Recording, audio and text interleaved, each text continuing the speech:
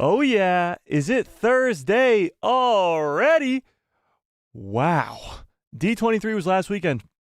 We got Star Wars trailers from Skeleton Crew to Andor Season 2 to the Mandalorian and Grogu movie. But what wasn't announced is honestly more crazy than what was announced, as we didn't get an Accolade Season 2 and there was no announcement for the next Star Wars animated show.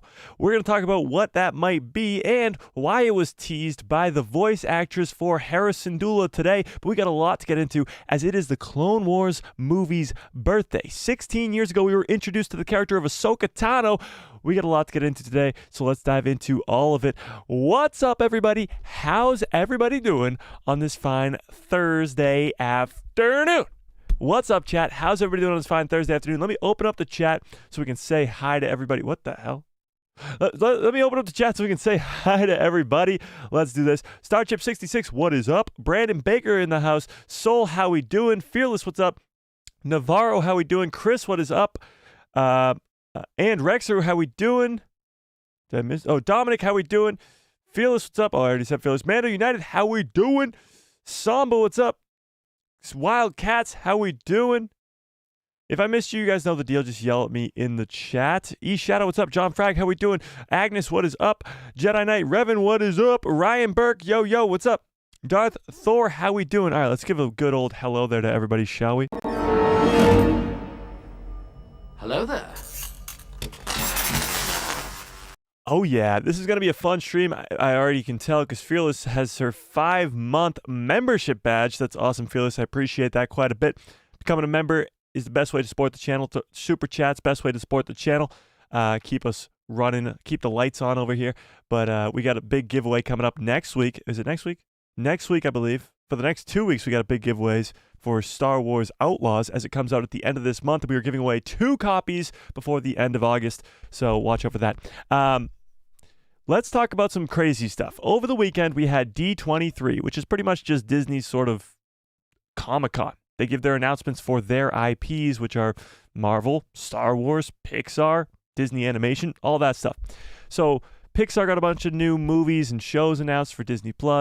Marvel got some pretty big announcements with like Daredevil, Born Again, and the Ironheart show, all that stuff. But Star Wars is what we want to talk about, because that's why we're all here. And that is Skeleton Crew official trailer, a Andor Season 2 teaser trailer, the Mandalorian and Grogu movie trailer, which nobody saw coming because that doesn't come out for another 2 years. But the animation front is what we're going to kind of focus on a little bit today. And that's because there was no animated news, which is very, very, very strange to me. Because Star Wars animation has always been a big, big deal. Since the Clone Wars was released 16 years ago today, animation in Star Wars has kind of been some of the best storytelling ever. The Clone Wars, 7 seasons and movie, and Star Wars Rebels, 4 seasons, The Bad Batch, 3 seasons, Tales of the Jedi, Tales of the Empire. Some of the greatest Star Wars storytelling is in animation. Over this last weekend, we thought that the next animated show was going to be announced, and it wasn't! To many fans' surprise. So we got to talk about that today, as there was a crazy tease from the voice actress who voiced Hera Syndulla in Star Wars Rebels about the next Star Wars animated show.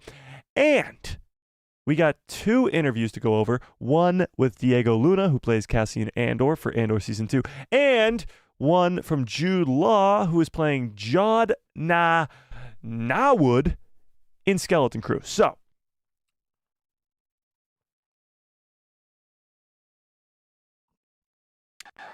this is where the fun begins.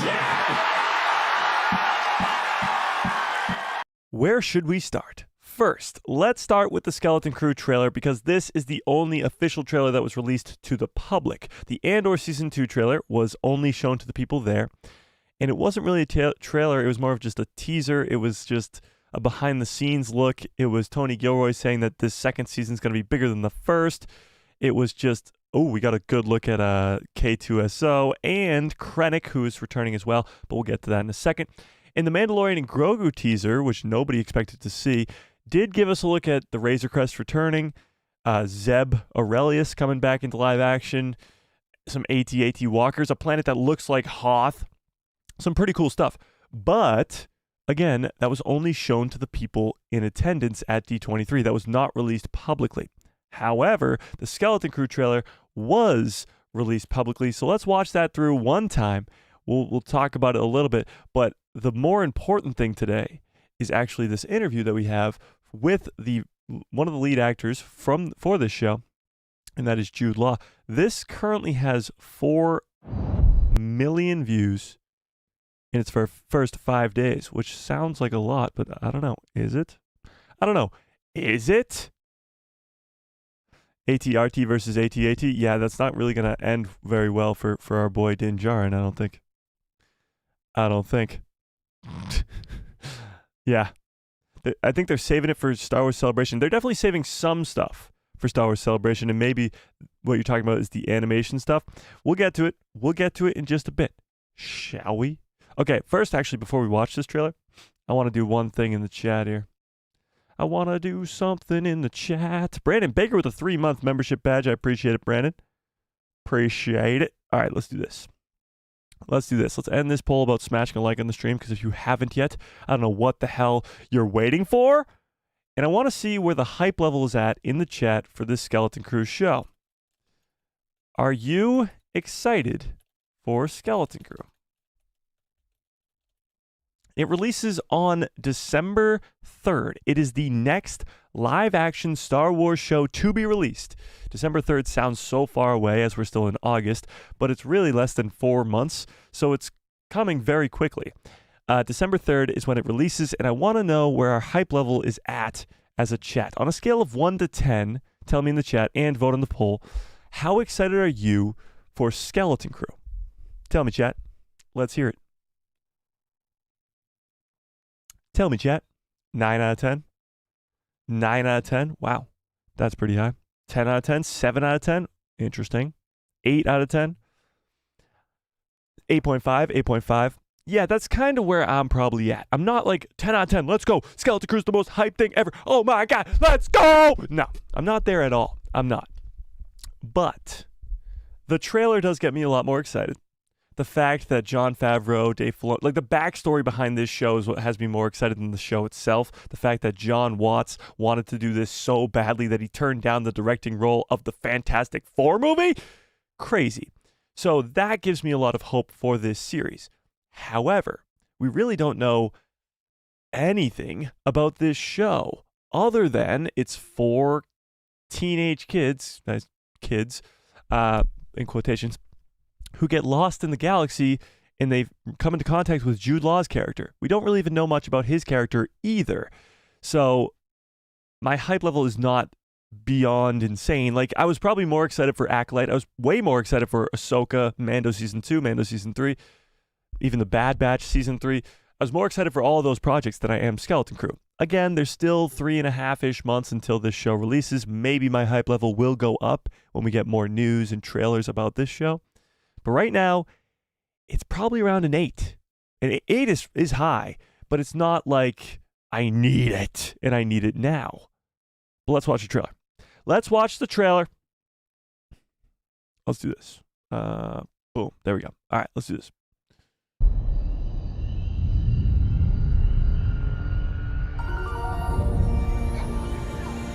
Tomorrow's test will set the course of your entire future.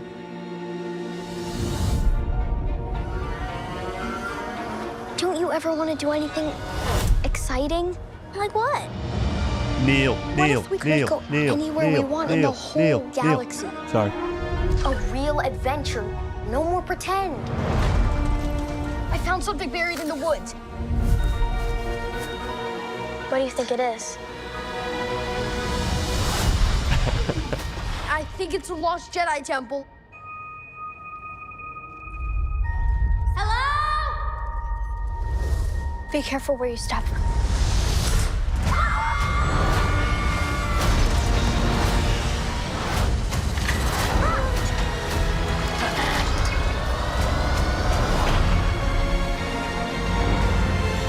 We're lost. Really lost. 'Tis dangerous out there in space. Trust no one.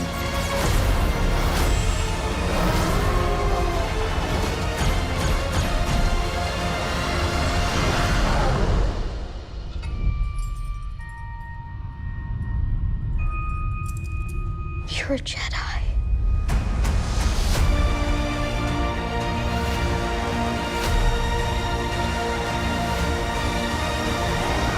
Okay, so let's leave it right here, shall we? Because December 3rd. The trailer definitely gets me a lot more excited for this series. Now, the big reveal at the end is Jude Law is a Jedi, but that might not be the case. At least the kids believe he's a Jedi. Immediately, all right, let's introduce to our characters real quick. This kid at the beginning, his name is Wim. He's going to be the one who kind of gets them into all this mess. He's going to be the one who's going to want to leave the planet, go on an adventure. He's the one who thinks that this crashed ship on their planet is a Jedi temple. Craziness. Then we get introduced to... We'll set the course of your... This right here is... Her name is Fern. She's going to be another one of our main four characters. Behind her is KB, sorry. But we'll get a better look at her in a second. Your entire future.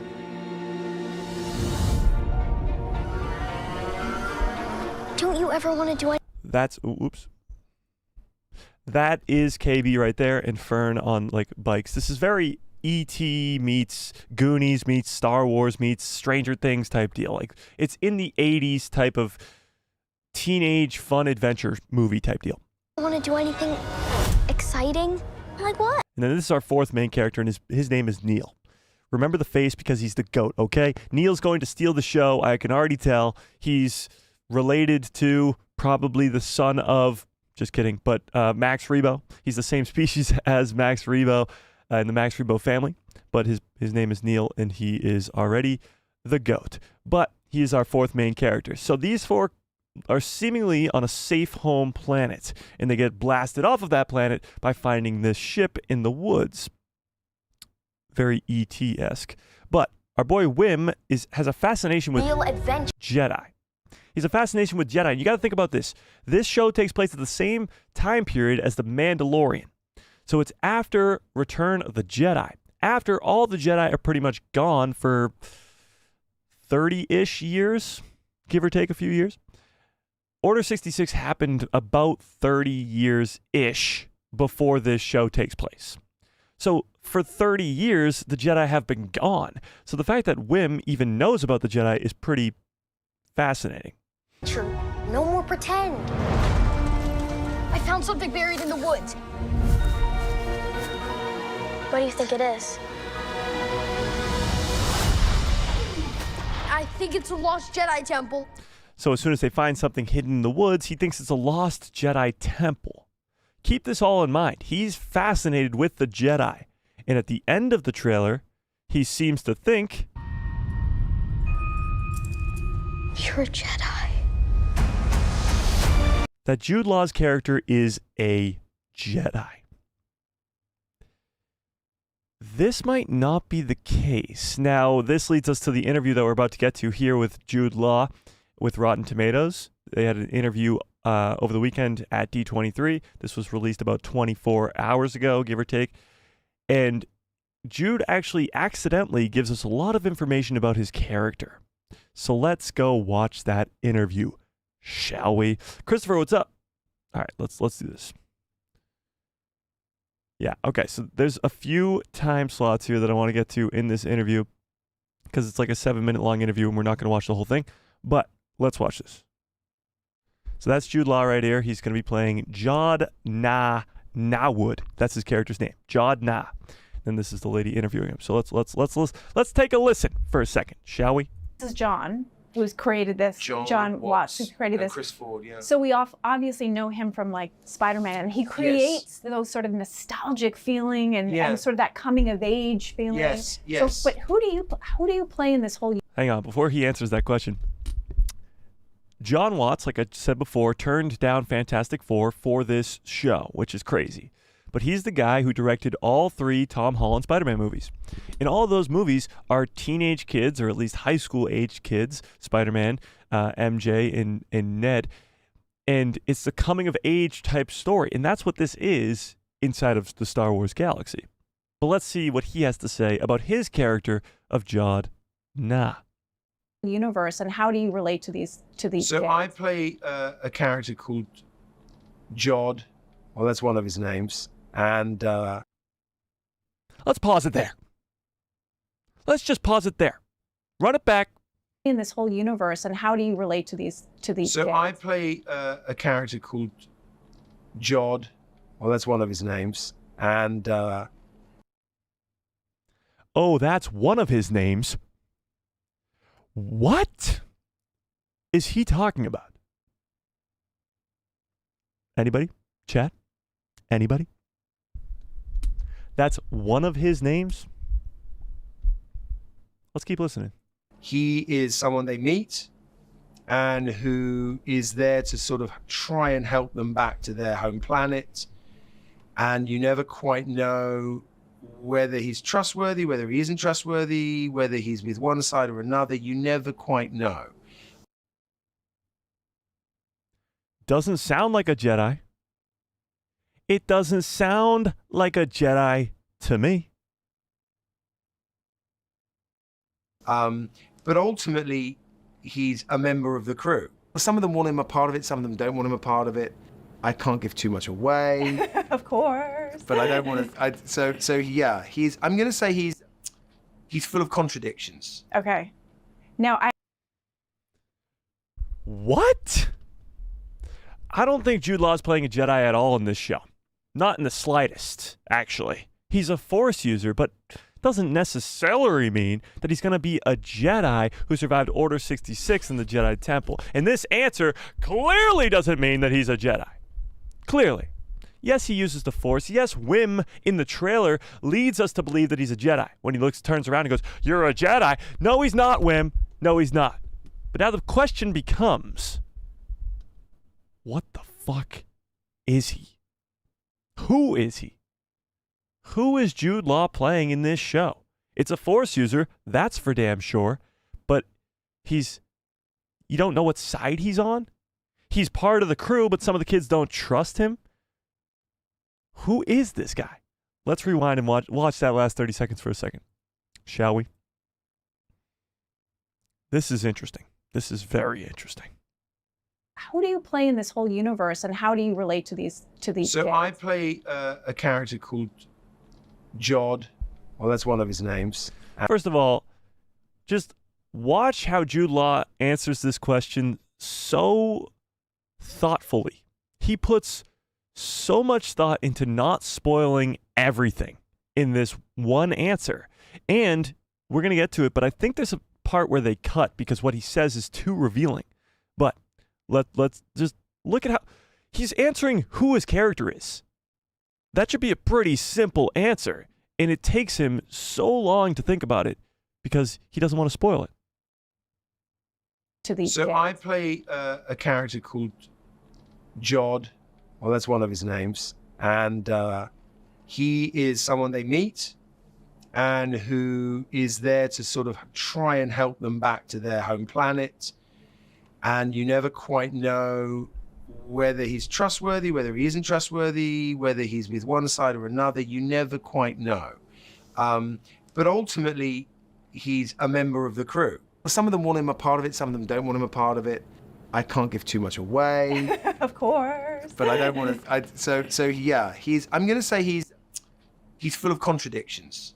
So 3 places I think it cuts here because he's giving too much away. And that's why he says, I can't give too much away. And she laughs and goes, of course. Right here when it cuts away. He is someone they meet and who is there to sort of try and help them back to their home planet. And you never quite know whether he's trustworthy, whether he isn't trustworthy, whether he's with one side or another. You never quite know. But ultimately, he's a member of the crew. Some of them want him a part. Right there. That's a cut. There's clearly a cut in how loud the audio is, and it's clearly just a cut in general because maybe it's just cutting out blank noise or it's cutting something out that he wasn't supposed to say. He's clearly thinking about what he's saying in every individual word that he's coming out of his mouth because he doesn't want to spoil anything. And the fact that there is this much to spoil gets me way more excited about this show. The fact that there is surprises, twists, and turns coming our way about the main character of the show is pretty cool. And maybe that's why we don't know so much about this show, because the main character, who could be a Jedi, we can't know about his character because it might be a huge reveal at some point. Now, my question to you guys is, who is he? Who is he? I don't think he's a Jedi. And even if he is, he's clearly not one anymore. Or if he was one, he's not one anymore. Is he an ex-Inquisitor? Is he a dark side Force user? Who is this guy? Who is this guy? It cuts again. Hang on. Who is there to sort of try and help them back to their home planet. And you never He also says try to help them back to their home planet. quite know whether he's trustworthy, whether he isn't trustworthy, whether he's with one side or another. You never quite know. But ultimately, You never know, which is interesting. Does that mean we will never find out? You never know what side he's on? Maul? Oh my God, no. It's definitely not Darth Maul. I can say with the utmost certainty it is not Darth Maul. he's a member of the crew. Some of them want him a part of it. Some of them don't want him a part of it. I can't give too much away. Even some of the kids don't even trust him. And I'm guessing Wim's going to be like, he's a Jedi. We have to trust him. And the other kids are like, how do we even know he's a Jedi? Of course. But I don't want to. So yeah, I'm going to say he's full of Right there. It cuts again. I'm going to say he's full of contradictions. Okay. Now, I understand there's a lot of Star Wars Easter eggs in this. Is that the case? So they go on to talk about Star Wars Easter eggs and stuff, but that is insane. So now when I watch this trailer and Wim turns around and goes, you're a Jedi, I'm like, no, he's not. And there's some sort of big reveal coming in this Skeleton Crew show about this character, one of the main characters of the entire freaking show. The big pull to this show is Jude Law is in Star Wars. The legendary actor Jude Law is coming to Star Wars. Come watch Skeleton Crew to watch Jude Law in Star Wars. You think he's going to be the good guy. You think he's going to be a Jedi. You think he's going to be the best character in the show. What if he's not? What if he could be an untrustworthy guy? Maybe, just maybe, a dark side user. What do we think? Young Baylan Skoll or Kanan? Well, first of all, we saw Kanan die, so I certainly hope not. Young Baylan Skoll can't be possible because this takes place at the same time as the Ahsoka show, or actually probably right after the Ahsoka show, so it can't do that either. Now, this is the guy who leads the Knights of Ren prior to Kylo Ren? Again, I don't think so. I mean, maybe, but I doubt it. He's a son of Dothamir. He doesn't look like one, that's for sure. He could be the hidden enemy. I think so. I think these kids are going to be in for a rude awakening when they leave their seemingly safe home world, when they come into contact with pirates and all these different people that they can't trust. Ewoks. Not Ewoks, Jesus Christ. My brain is broken. Jawas, like we see in the trailer. Pirates, marauders, people that they just shouldn't trust. And Jude Law's character might be one of them. He might actually be... somebody mentioned Inquisitor the other day in Saturday's live stream, and it just hasn't left my brain. He could be a former Inquisitor. Maybe he's turned to the light side more, just like Barriss Offee did in Tales of the Empire. But maybe he's still got a little bit of a dark side in him. You know? You know? Could he be from the other galaxy? That's a good question. So there's a lot of confusion when it comes to this Peridia galaxy from the Ahsoka series. I think what Ahsoka did very well was explain how difficult it truly is to get to a different galaxy. The Purgle coming in, Ahsoka having the conversation with the space whales, and then they hop a ride in their mouths. We've only ever seen these Purgle be used twice. That's at the end of Rebels in the season finale and in Ahsoka earlier last year. So it's supposed to be extremely difficult to get to Peridia. So I would guess that this entire show takes place in the normal Star Wars galaxy that we know and love from all the Skywalker saga, not the Peridia galaxy. I'd be very, very surprised if it was the Peridia galaxy because we're seeing familiar faces like Jawas in the trailer. So I would be very, very surprised if it wasn't in our own Star Wars galaxy that we know and love. Yeah. I think he's a former Padawan. Okay, interesting. Interesting. I think he's a con man, kind of like a character that cons people out of money by using the Force in Kenobi. Interesting. So we just saw this in the Kenobi series 2 years ago now. Wow, the Kenobi series was over 2 years ago. 2 years ago in the Kenobi series with, what's that comedian's name? Oh, it's right there on the tip of my tongue. What the hell's the comedian who's in the Kenobi series' name? What the frack? I don't know. It'll come to me, or somebody in the chat help me out. But he plays a con man. He's pretending to be a Force user by using magnets and all these buttons. Maybe Jude Law's character is a con man, but he actually has the Force. Kumail Nanjiani, yes, thank you. Kumail plays a fake Jedi in the Kenobi series. Maybe it's something like that. Maybe he's sort of like a recluse who can just use the Force. He's like a Han Solo type, but can just use the Force. That would be pretty cool. That would be pretty cool. He was a Sith. Well, being a Sith is going to be extremely difficult because if he was an ex-Inquisitor, that's a little bit different. Being a Sith, there's only a few Sith around at all times. As we know, the rule of two makes it so. But the Sith that we've seen, unless Vader had some sort of secret apprentice, Starkiller? No, I'm kidding. No. But it's very unlikely that he's going to be a Sith. What if he's Abeloth? Yeah, no, I seriously doubt it. Seriously doubt it. He's Grogu in IG-11 with a skin suit around it. Okay, now we're getting somewhere. Now we're getting somewhere. He's Basil. He's 3 Basils in a trench coat. Okay. I really think we're on to something now. He's the leader of the Knights of Ren before Kylo Ren. It's not a bad theory. We know that the former leader of the Knights of Ren wore a mask. He doesn't give off those vibes. Maybe. He's Starkiller. Yeah, let's not start that. Let's not be the ones who started that, because that would I can already see the news headlines now saying Starkiller's back in Star Wars again, and people will just get their hopes up just to be let down, you know? Yeah, I know.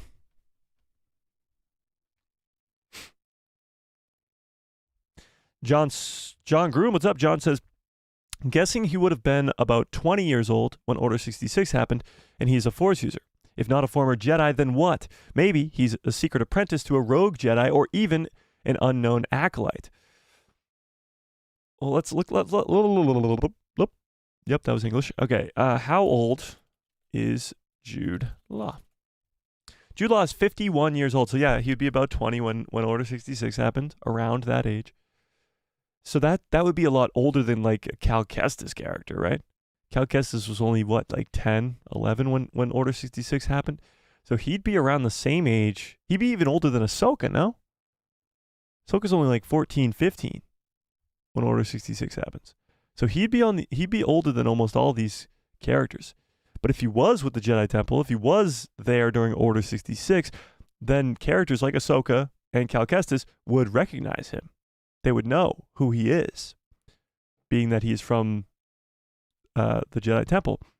Now, what's really cool is the Skeleton Crew show is going to connect to The Mandalorian and Ahsoka and Book of Boba Fett, because they're all going to come together in this Mandoverse movie. Maybe not Jon Favreau's Mandoverse movie, The Mandalorian and Grogu, but at least Dave Filoni's Mandoverse movie. They will all be coming together in one movie. That would lead us to believe that Jude Law's character of Jod Nah-Nah-Wood does have some sort of connection to maybe Ahsoka Tano or Cal Kestis, or maybe somebody else that we don't really know yet. Yeah. Jod Binks. There you go.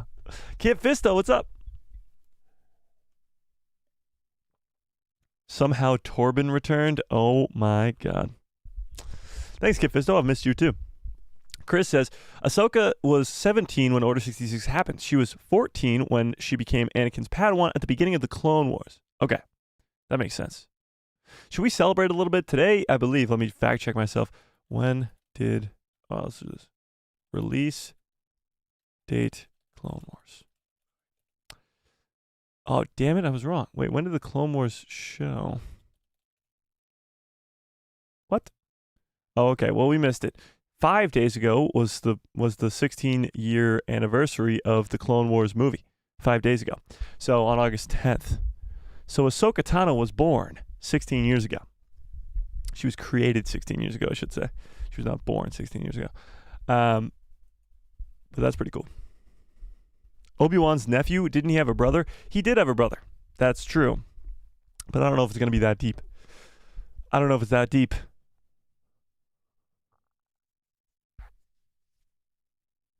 He is Obi-Wan's brother for sure. Do you really think Obi-Wan's brother had the Force, though? Because wouldn't his brother be brought to the Jedi Temple as well? Maybe he was too old. Yeah. Thomas, that's funny. I was celebrating on Tuesday, but for different reasons. He's Palpatine's son. That's a good point, Soul. But Palpatine's son actually is infamously not Force sensitive. That's the reason that he's kind of cast aside, because he is a successful clone of Palpatine, but he's not Force sensitive. He eventually has a kid who's Force sensitive, and that is Rey, but he himself is not Force sensitive. Yeah. Too young to be Obi-Wan Kenobi's brother, I think. Yeah, maybe. Yeah, timeline wouldn't really line up too well. Yes, too old to begin training, plus the soul when Obi-Wan's planet liked Ben. Plus the soul on Obi-Wan's planet liked Ben. What? I don't know what that means. I thought this was Imperial times. Wasn't there a TIE fighter? Well, yes, but that doesn't mean it's Imperial times. The remnant of the Empire still exists after Return of the Jedi. The remnant of the Empire has been seen throughout the Mandalorian and Ahsoka as well. So the Empire is still probably going to be a part of the threat in this Accolade series, but it's not going to be the main threat, I don't think. Austin Snow, what's up?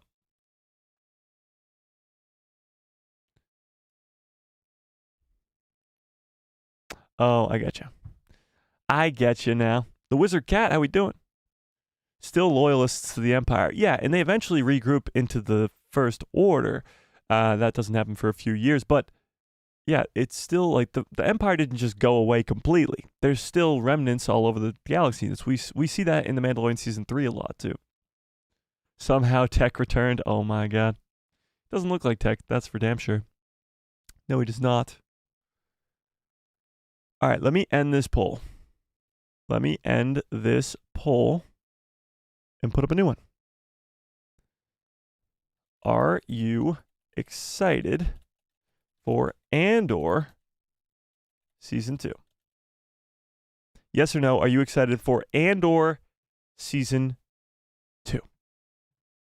Because we have an interview with Diego Luna who gives a lot of information about Andor Season 2. We'll come back to the Skeleton Crew for a little bit later, but let's talk Andor Season 2 for now, okay? I want to see where the hype level is at for Andor Season 2. As Skeleton Crew, are you excited for Skeleton Crew? 80% of you said yes, and 20% of you said no. So we'll see how that changes as the months go on here. But oh my God, we got a new member. Seamus Online. Welcome to the people who love Star Wars.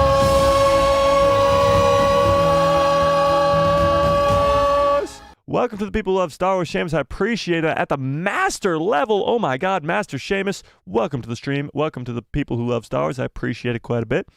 That is very, very generous. I appreciate it. I actually just saw in my flashbacks, memories, whatever you want to call them, a year ago today. Was it today? Yesterday? Today? A year ago today, we got our first member on this channel. So that is insane. It was your pal Joe. He's still a member. Joe, you in the chat? I don't think so. I haven't seen him yet. But your pal Joe with his 1-year membership badge. If he comes on in the stream today, he'll see it. But that is pretty wild. So I appreciate it, Seamus. I appreciate all the members. You guys are the best. Everybody else is just okay. Just kidding. Just kidding. But you know. How does the membership work? Forgive my nimble essence. Oh, sorry. How does membership work? So members get instant access to, or you're talking about how do you become a member? Becoming a member, there's a link in the description below, and you click that join link, and then it gives you some options. There's 3 different tiers: Padawan, Padawan Knight and Master. They're all different prices, of course. They give you different things. There's a members only portion of the Discord. There's also a Discord link in the description below as well. And we do giveaways at the end of every month and some other fun stuff as well. Yeah. Okay. Where was I? Oh, Andor Season 2. Okay, let's talk some Andor Season 2. There was a teaser trailer released last weekend at D23, but it didn't really give us much information except for confirming that K2SO and Orson Krennic are returning in Season 2. So they weren't in Season 1, but they're returning from Rogue One, where they make their appearances. Orson Krennic is played by Ben Mendelsohn. He is a pretty big-time actor, but his character dies in Rogue One, just like Cassian does, just like K2 does, just like everybody does, pretty much in Rogue One. But this is a prequel, so anybody can be alive, and Orson Krennic is involved. That's a big-time name. There could be a lot more big-time names coming as Diego Luna teases a little bit in this interview. So let's let's watch this interview. I got a few different time stamps here that I want to go over. The first one is, right here. Okay, cool. So this is Diego talking about how Season 2 is going to affect how you watch the first season and how you watch Rogue One. So let's watch this.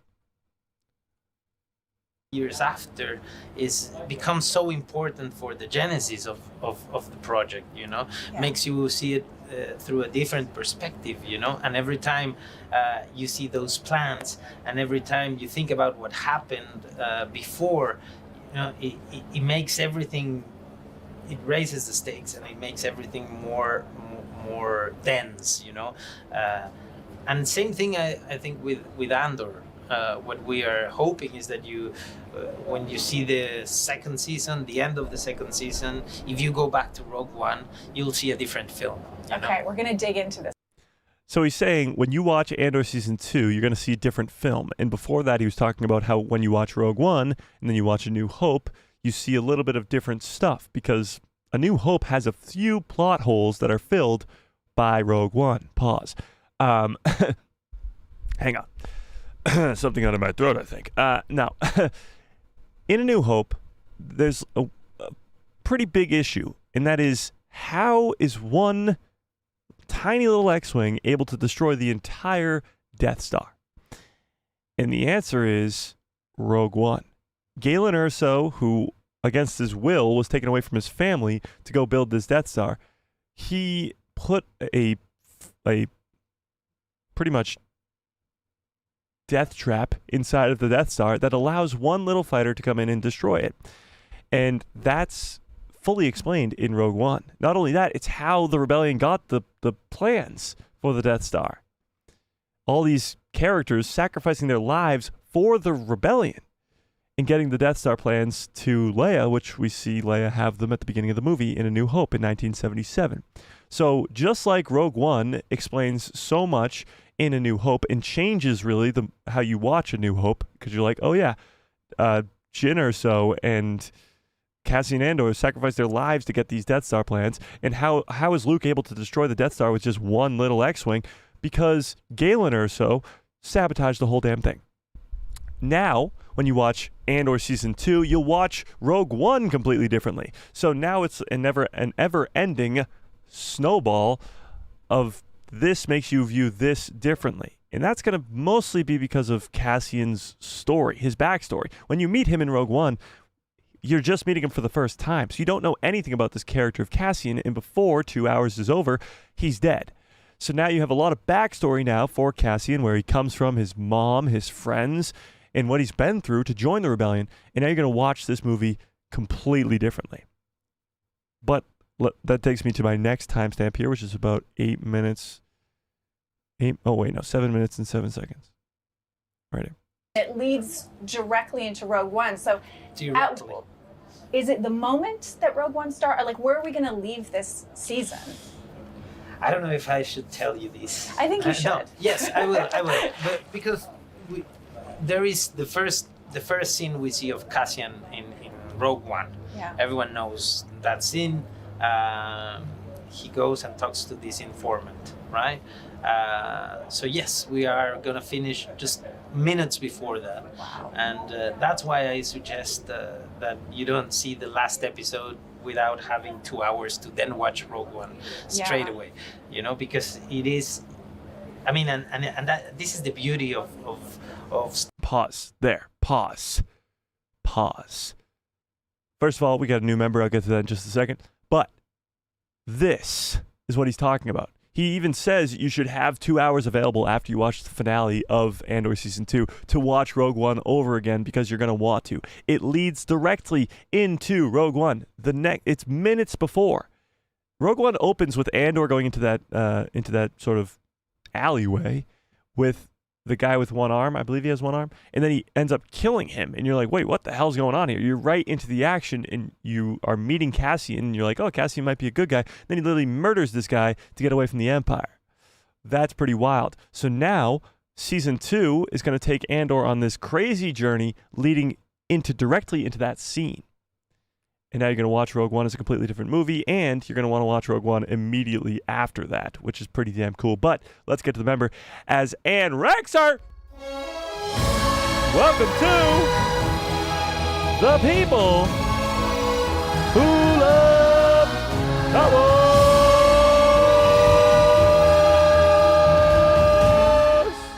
Welcome to the people who love Star Wars, Ann Rexer. I appreciate it. I appreciate it quite a bit.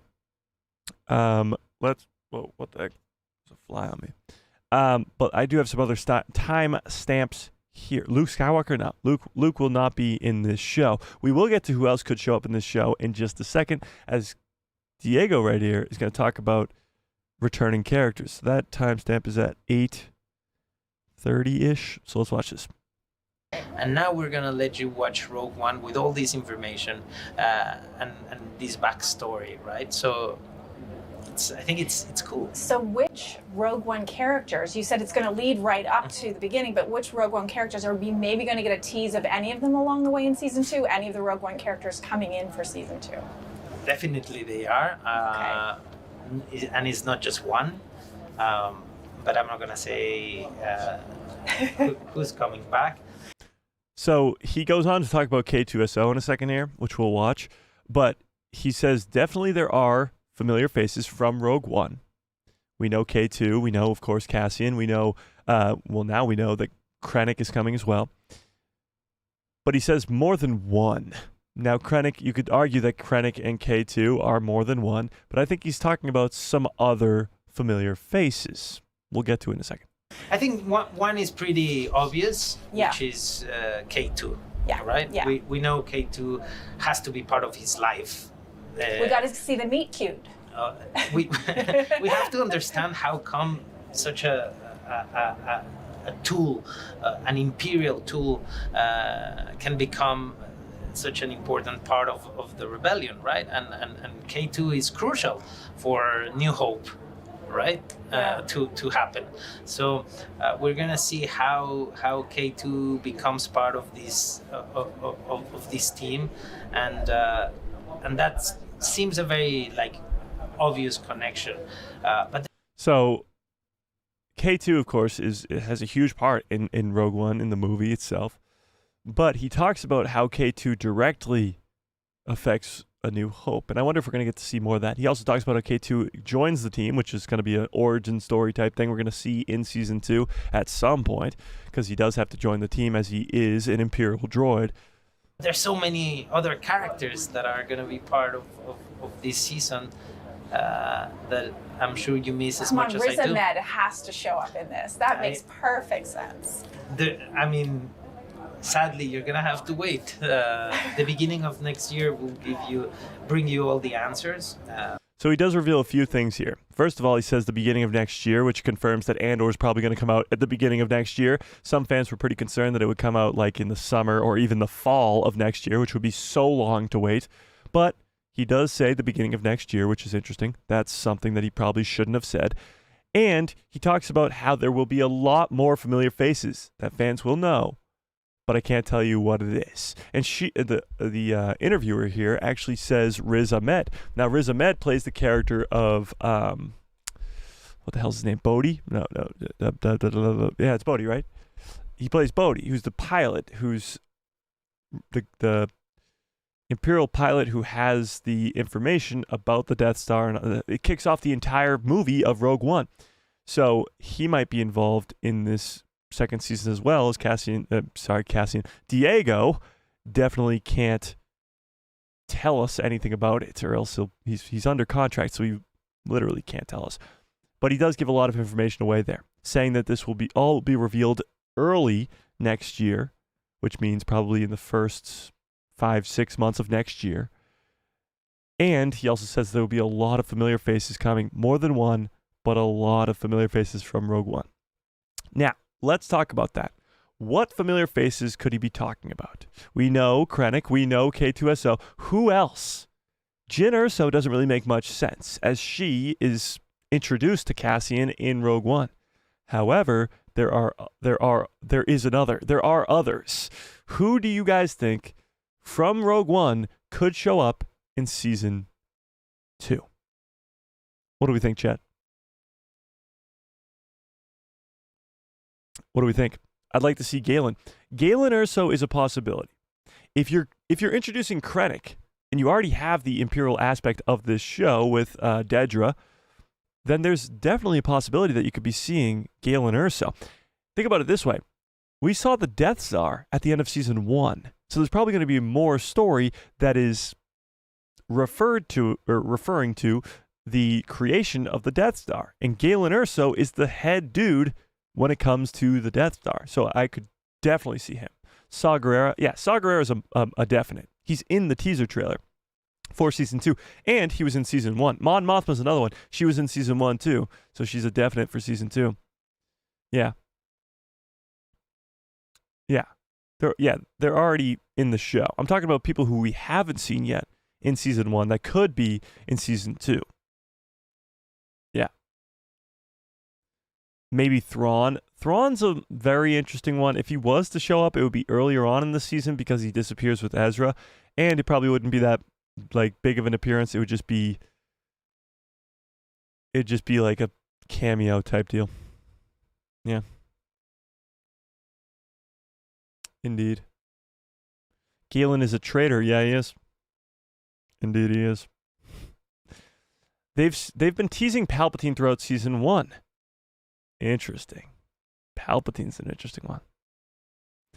Palpatine is a very interesting one because he could show up at any point. He's on Coruscant. He's involved with the Empire. And Mon Mothma's on Coruscant. She's involved with the Senate. They could definitely have a Palpatine appearance. Jimmy Smits. Okay. Jimmy Smits plays a character named Bail Organa. Ever heard of him? Bail Organa is the father to Leia Organa, or the adoptive father, I should say. And he is in Rogue One.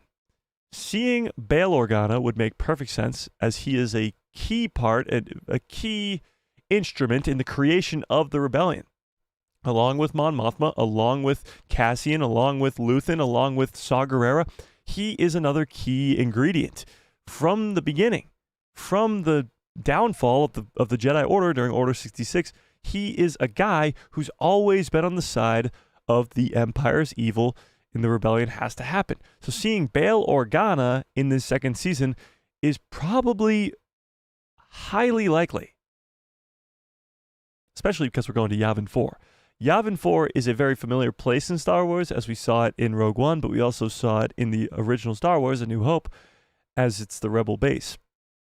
But Yavin 4 also gives us the possibility of seeing, like I saw somebody mention earlier, the Ghost Crew.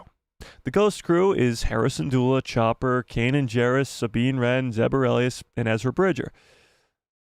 Now, Kanan is most likely going to be dead at the time of this show, or at least the second half of this show.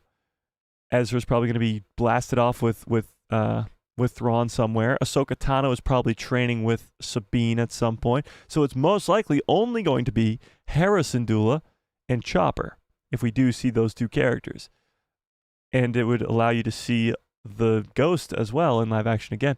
But it would easily be possible because now you have a live action Harrison Dula already. You can bring in, what's her name? Mary Elizabeth Winstead. Mary Elizabeth Winstead to come play a younger version of Harrison Dula in Andor Season 2. It'll be very, very easy to bring the Ghost Crew, or at least a few members of the Ghost Crew, into this show. even if it's for just a brief moment in time. It'd be very, very easy. Agent Callus, maybe. Now we're talking. Agent Callus would have to be a throw-in from like Dave Filoni, who just goes, you have to put this character in there. Because Tony Gilroy, we know, is not the biggest Star Wars fan. He's like a Star Wars fan, but he's not the biggest lore of Star Wars fan, I should say. So he doesn't really know to do stuff like that, to put in an Agent Callus somewhere. It would be cool, though. It would definitely be cool. Yeah. Tarkin. Tarkin's another interesting one. Tarkin is technically in Rogue One. But will he show up in this second season? Interesting. Brogu. Oh my god, that's a freaking incredible username. Brogu, what's up? Wedge and Tellies would be pretty interesting too. Wedge, they'd have to deepfake him, obviously, just like they would have to do with Leia or Krennic, or not Krennic, sorry, or Tarkin. But I wonder if they would do that. Like, that's a lot of work to just put in Wedge somewhere. Maybe though, maybe. A Tarkin cameo would be cool. Yeah, it would. I'm telling you, the Spectres will show up. I hope Ghost Crew shows up. I don't know how many of them will, but I'm hoping they do. Jedi Bob? No. Mullen, I do not think Jedi Bob will be in this show. He's getting sort of his own show later on in September, so I doubt it. It's a huge miss if we don't see Basil. It's always a huge miss if we don't see Basil, but he's probably long dead by the time of this show. This is empty. Can I get some good cups follow orders in the chat, please? Bum, ba. I don't think Thrawn because of the timeline. Well, this show works as 12 episodes, just like season 1 did. And these 12 episodes are going to work in groups of 3, and every 3 episodes is going to be a new year. So the first 3 episodes is a year, and then the next 3 is another year with a gap in between. And it will lead us directly into Rogue One. So in the earlier parts of the season, Thrawn and Ezra and all those characters will be around and will be able to be seen. But by the end of the show, yeah, they'll all be gone. Like Thrawn will be jetted off to Peridia, and it won't be possible. Yeah. Alex says, what if we see Royal Guards? I'd love to see Tony Gilroy if he would use them. We've never actually seen them fight in live action. It would be pretty badass. That would be cool. I mean, we've seen Royal Guards fight in live. I guess they're the Praetorian Guards. That's, I guess, true. I don't know. That would involve seeing Palpatine too. I feel like they will bring in Palpatine just because Ian McDiarmid loves playing the character so much, and any chance you get to bring him back to play the character, do it. No pun intended. Yeah, I if he has like a Bad Batch season 2 moment where he comes up in the Senate and just absolutely annihilates everybody, that would be fan-freaking-tastic. You can never get enough Palpatine. You can never get enough Palpatine. Yeah. Vader. Vader's a very interesting one. I don't know if we'll see Vader. He can't be on the screen at the same time as any of the rebels, like Mon Mothma or Luthen or... I take it back. What if Vader kills Luthen? Holy shit. What if Vader kills Luthen? How incredible would that be?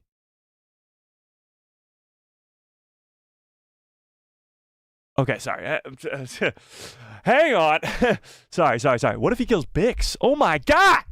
What if Vader kills Bix? Holy shit. Okay, that takes me to the next part of this interview that I want to get to, and that is Bix dying. So this is about at 11 minutes. Yeah. All right, right there. Let's watch this. Let's talk about Bix and Luthen and other characters from Andor Season 1 that could die in Season 2. And the many others you'll see that I won't tell you today. Okay, not the Rogue One, but real quick, the relationship with Bix. Where is that this season? Oh my god. be ready. Be ready. It's I mean, obviously, if you, I'm not gonna spoil anything. Like if you see Rogue One, clearly. I mean, this in this second season, there's a potential goodbye coming or something, right? Because Bix is not part of Rogue One, so. I feel like I really connect to Diego Luna. I feel like you guys are always like, Mike, you're always saying that everybody's going to die in Star Wars. Mike, you're always like, oh, this is going to... Let's take a lesson from Diego Luna, shall we? You've seen Rogue One, so you know, like, she's going to die, okay? Okay. He didn't want to say it, but I'll say it. I'll be the bearer of bad news, okay? She's going to die. You know who else is going to die? Probably Luthen, which is a bummer. And many other characters, I'm sure, are going to die throughout this second season. Honestly, the only people that are safe are Mon Mothma, Cassian, Saw Gerrera, K2SO, I guess. And that's it. Everybody else could die. Dedra could die. Hopefully Cyril, who eats cereal with his mom, will die. Luthen could die. Bix could die. Everybody can die. And they probably will. It's more of a question of how they're going to die. Vader? Anybody?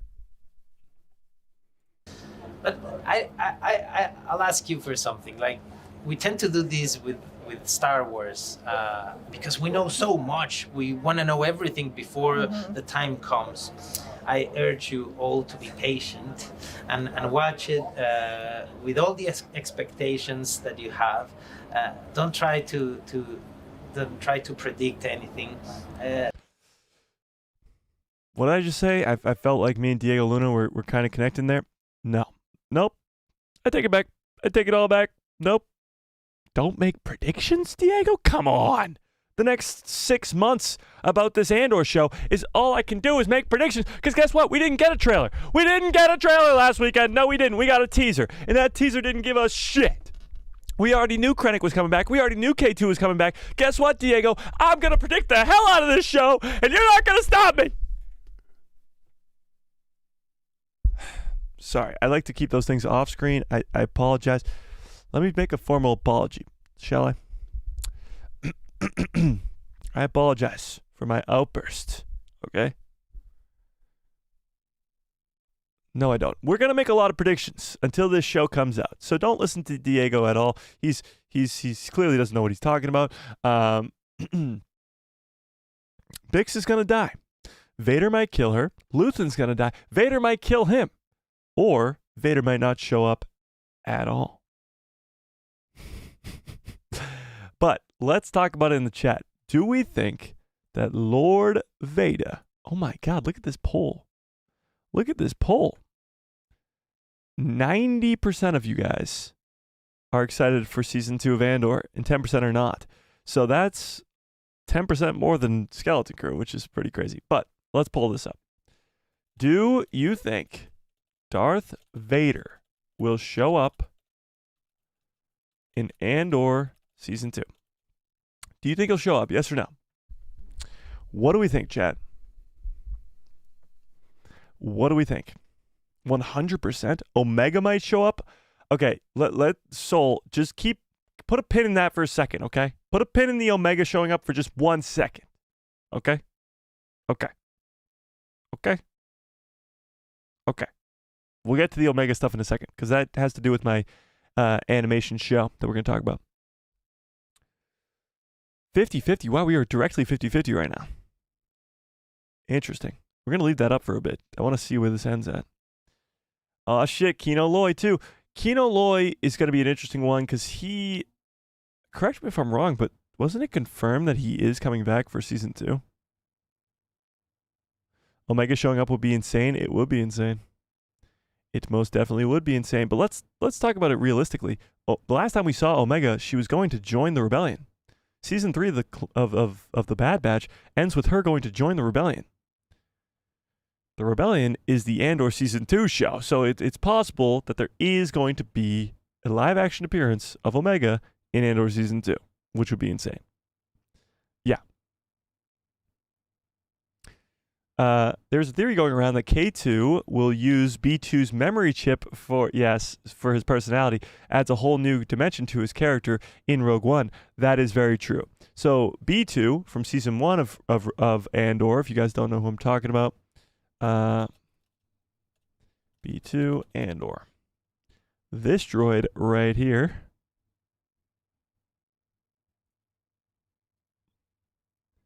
This droid right here. This is B2 from season 1. It's likely, and many people think because of the personality of this droid, that they will just take the chip or the memory or whatever you want to call it out of this droid and put it into K2SO, because K2SO is going to be introduced as an Imperial droid. So they might just use this droid's memory or whatever you want to call it and put it into K2SO to make him a rebel and to give him his personality, which would be pretty cool. I like that theory quite a bit, actually. I really, really do. Kino Loy is Jack from Titanic. Or he becomes an Inquisitor, or he becomes Snoke. No, he's definitely not Snoke, but it is interesting. I want a Galaxy Space Tennis show called Tales of the Umpire. I got a bad feeling about this. Oh my. Okay. Weird, because he doesn't stutter or really talk like him at all. Well, the stutter might just be because he's an old droid. It might just be like because it's an Imperial droid. Like it's just taking the personality of the droid, not the stutter in the voice of the droid. Maybe. Maybe. Okay. Okay, let's talk about animated Star Wars shows now. The reason we all came here today, shall we? Over the weekend at D23, there was 0 announcements about an animated Star Wars show. We were hoping that maybe a Clone Rebellion show, maybe a Hidden Path show with Asajj Ventress, maybe even Luke Skywalker's Jedi Temple show. But no, none of that was announced. We just celebrated the Clone Wars. We celebrated the Clone Wars again. We celebrated Rebels. We celebrated the Bad Batch. We celebrated Tales of the Empire, Tales of the Jedi. But we didn't get any announcements for new Star Wars animation. However, we got a massive tease about what could be coming from Star Wars animation. Cast your minds back about a month or two ago during the height of the Acolyte show. This news kind of went under the radar, and that was the news of a new Star Wars show hiring animators at Lucasfilm. Do you guys remember this? Give me 1 into the chat if you remember this. A few months ago, it was probably in either late May, early June, something like that. Lucasfilm started to hire new animators and new creators for a new Star Wars animated show. You guys remember that? And what's really cool about that is it's hopefully going to be a multiple season, like Clone Wars, like Rebels, like Bad Batch, animated show that will carry us into a different sort of time period, which will be awesome. Hopefully it's Luke Skywalker Jedi Temple show, but it could be anything. Now, going back to Omega, this is what we're talking about. So, Hera's voice actress, Hera from Star Wars Rebels, Hera Syndulla, her name is Vanessa Marshall, at D23 said this: there's so much more to come. Now, fans kind of lost their minds when she said this because they took this as there's more animated Hera Syndulla coming. Now, that would mean like a Rebels Season 5 or maybe some other spin-off show with Omega and Hera, as Omega does know Hera. They were friends as kids in the Bad Batch Season 2. Or is it Season 1? Maybe Season 1. But in the Bad Batch, they are friends. So, and then Omega goes to join the rebellion at the end of Season 3. So they could have their own show together. After Kanan dies, after Sabine goes to train with Ahsoka, after Ezra goes into hyperspace with Thrawn, after Zeb goes home, it's just Hera and Chopper. And Hera's pregnant with Jason. But we could get a show with Omega and Hera being this sort of buddy-buddy rebellion show. I don't know if fans would like that too much, but it is a possibility, and that's what fans sort of started to believe when this news came out. However, if you scroll down here, This is a clarification of what's going on here. To clarify, we understood Marshall's comment as meaning there is much more to come from Lucasfilm animation generally, not that there is more to come with her as Hera again. That being said, anything is possible in the galaxy far, far away. We would totally be on board if Hera played a role in the upcoming animated show. So what they're saying here is that Vanessa, who plays Hera, is not confirming that we're going to be getting a show, an animated show, with Hera Syndulla being a voice that's in the show. She's just confirming that there is more animation shows coming from Lucasfilm. That's a completely different story. So we know for a fact that there's a show being worked on right now behind the scenes. It was not announced last weekend. It probably won't be announced until Star Wars Celebration next year, which is in April of next year. But there is currently a Star Wars animated show being worked on right now. Maybe it involves Hera Syndulla, maybe it doesn't. But my question to you guys is, what would you want that show to be about? Would you want it to be a Captain Rex Clone Rebellion show with Commander Cody, with Wolf, with Hauser, with Gregor? Would you want it to be a Hidden Path show with Quinlan Voss, Asajj Ventress? Would you want it to be an Omega and Hera Syndulla buddy cop show? Would you want it to be a Luke Skywalker Jedi Temple show with young Ben Solo, Luke, Leia, Han, Chewie, Lando? That whole story. What would you want the next animated Star Wars show to be? And I'm not talking about Tales. We'll get to Tales in a second, but let's talk about full-on, multiple season animated shows. What would you want to see from your next Star Wars animated show? Full animated show. Again, we'll get to Tales in a second because there is some Tales news that I want to talk about. But full-on show. What would you want to see? What would you want to see?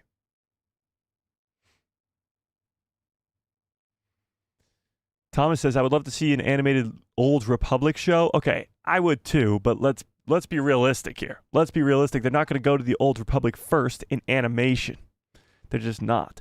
And I hope they don't either. I want to go there first, at least in a trilogy or in a live-action show first.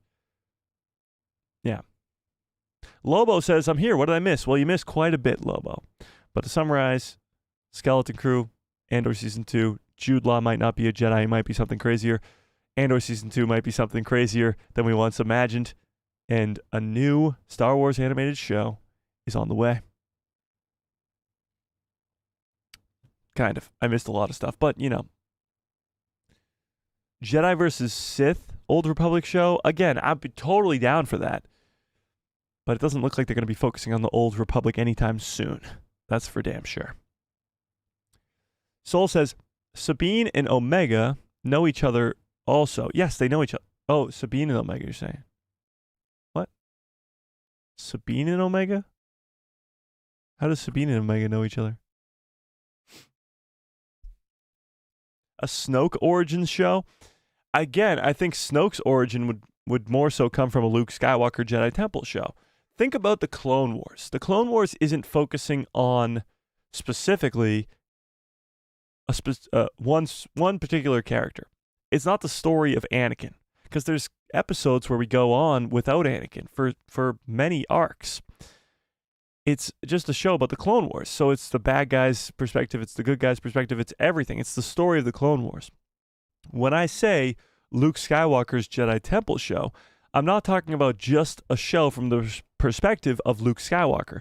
I'm talking about a Clone Wars style show in that era of Luke Skywalker's Jedi Temple, where we're focusing not only on Luke, Leia, Han and their adventures, but also on what's going on with Palpatine on Exegol, what's going on with the Knights of Ren, what's going on with Snoke and the First Order rising to power. Like, that is the stuff that we want to see. And it could be 7 more seasons of an animated show. I think the best bet, and if I had the choice to go over to Lucasfilm and say, you have to make one individual animated Star Wars show, it would 100%, hands down, be a Luke Skywalker Jedi Temple show. In that time period, telling stories about Luke, Leia, Han, Chewie, Lando, Ben Solo, a brand new cast of Jedi younglings at Luke Skywalker's Jedi Temple, but also telling the story of Palpatine on Exegol, the creation of Snoke, the First Order rising to power. All of it. All of it. And it would be awesome. It would be so damn cool. I really don't know how you get it wrong. You go from Anakin, Ahsoka, Obi-Wan, Padme, Yoda, Mace. Take all those main characters from the prequel trilogy minus Ahsoka, and now you have Luke, Leia, Han, Chewie, Lando. Like, what? What are we waiting for? What are we waiting for? I think it's a no-brainer. An absolutely no-brainer. Yeah. Something linked to the next show should be something linked to the Bad Batch or to Rebels, perhaps. A Rebels prequel, if you will. A Rebels prequel wouldn't really make too much sense because the Rebels show starts with Ezra Bridger joining the Ghost Crew. So technically you could say that the Ghost Crew had some adventures before Ezra, but it's not going to be it's not going to get enough views. If you want to look at it from a company perspective, you want to see what's going to get the most amount of clicks or views or whatever you want to call it. In that sort of prequel to Rebels or even a post Bad Batch show. Even if you go into a Clone Rebellion show about Captain Rex and Commander Cody, it's a small portion of the Star Wars fandom that would come and watch that. Yes, we would. I would watch that 1,000 times over again. Same thing with Bad Batch. The Bad Batch numbers were good. They weren't great.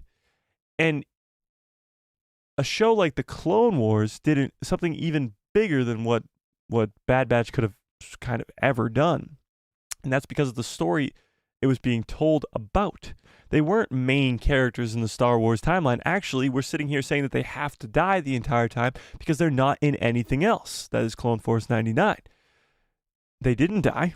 They live a happy, peaceful, grow old life on Pabu, but they still didn't really affect much of the greater story of Star Wars until that third season. So if you want a show that's going to affect and actually pull in views, it's something that's really got to be important to the Star Wars timeline, and that is Luke Skywalker's Jedi freaking Temple.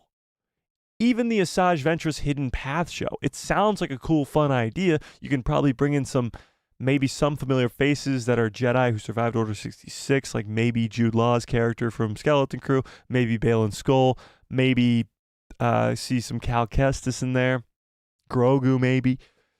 But Asajj Ventress is a side character to a side character in a spin-off show. Like, she's not that important.